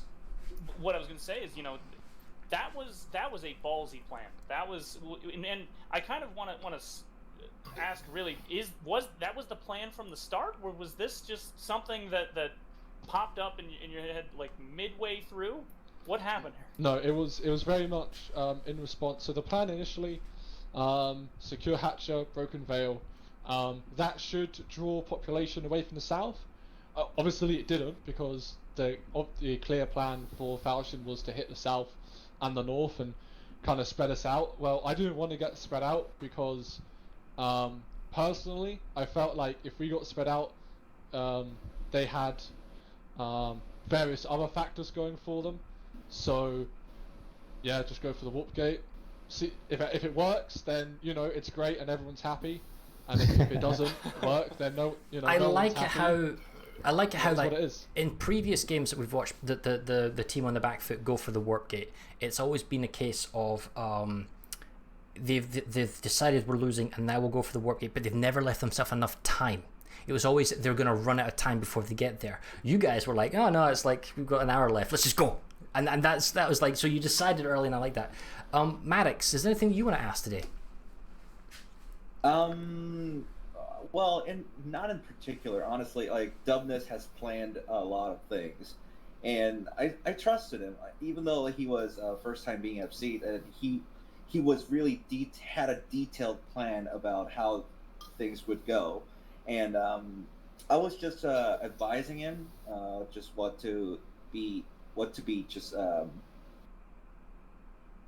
think about how they would counterattack. Like, we need to like hold this and that, just I would thought that experience of the last Smash, which actually was really similar to this map, and I won this with working them. So I just had I had a key value. Like, I think I advised him to the key value of this map is actually Broken Veil to the working lane. And I think that weighed heavily to our initial planning. And when we had a chance, then I think we actually grabbed it. We tried to grab it, and we committed hard, but, well, obviously, it didn't work, though. Well, it was definitely very exciting to watch. I mean, just kind of moving on to an end here. Like, if you guys want to continue the interview, we can do that on Gels' stream, so you guys can stay here and just chat with him. But for the main stream, I'm going to end that in a few minutes. So, just for any closing statements for Dubnus, Falc'hun, anyone that's got some final statements to their player base, to the viewers, anything you want to say or do, just lay it all out on the line here. I just want to reiterate my thanks to all the PLs, SLs, Alpha Reps, obviously Maddox, the AFC. And of course the organizer referees, yourselves as the casters, so on and so forth. All the usual thanks for the event, and I also want to point out that in previous Smashes, when it's clear one team is losing, like, loads of people just start logging off. And I want to thank everyone who didn't log off, because up until about 10 minutes to go, it was still 50-50. And then with about 5 minutes to go, it was like a 1% difference. And so I just want to say thank you to everyone for sticking around and playing. And hopefully, because they didn't log off, that means they had fun. Hopefully. Yeah, that's a bit the same for me. A big thank you to everyone. Big thank you to the PLs, to the FCs, Mamluk and Frederick, of course, that did a lot of. We shared the job together to make it work, and a big thank you to the organizers and casters, of course. That's a hard job for them, and really thanks to them. We will not be here without them, without the organization. So I have one thing to them. shout out, just my one piece of 2 cents. That makes no sense. Corrales, big thank you. All the organizers did an amazing job, but Corrales really stepped it up as always, responding to DMs, pings, even if it's like 4 a.m. for him. So big thank you to Corrales for being the lead organizer on this. Yeah, he was a big organizer even for the casting side. He was very big for that. So also on the casting side, we want to thank Corrales as well. Same deal though. The organizers, everybody did a fantastic job. A little bit of a scuff start, but it happens sometimes.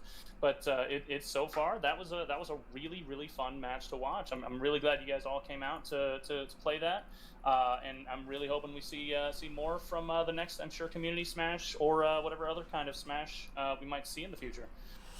Okay, so fantastic, guys. Thank you. Now, I know this is not going to go anywhere here, but Dubnus, if Sharps 1 were to be renamed, what would you call it? Like Dubnus's Folly? Dubnus's Gambit? what would you go through? A bridge too far? A bridge too far, I think, is certainly... That's a nice one, yeah. Okay, cool. I'd go with that. Alright, well, we'll end it there. So you guys can stay here, keep chatting if you like. You can chat on Gallus' stream, but we'll end it here for the main stream. I think we've got all of the questions out of the way as well. So actually, we'll go ahead and end the stream on both sides. But once again, thank you to all of the organizers and the refs, and thank you to all of the guys who came out and played. Because that was incredible. Just like Dubnus said, nobody logged off out in a fit of rage or anything. It looked like everybody had a pretty good time. So very good job, everybody. We'll go ahead and put this up on the end screens there and say goodbye. Bye-bye, everybody. So that was the end of Community Smash 10. You have been watching Dubnus playing Tower Republic with Assistant FC from Maddox. Falc'hun playing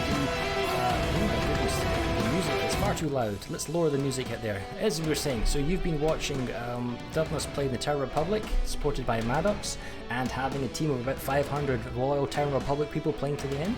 Falc'hun playing as the new conglomerate, with Mamluk and Frederick being his assistant leads, and his team of 500 plus NC forces fighting on the Hossin. Congratulations for Falc'hun for another successful Community Smash. We have been watching the cast on Planetside Battles by Fire. That's myself and my assistant Gelos, who's been streaming on his own channel. Until next time, wherever that is, wherever it is, I'll see you then. And then until everything else, you be safe, do whatever it is you're doing, wash your hands, wear a mask, get a vaccination, be good, be healthy, and we'll see you again. Goodbye, everyone.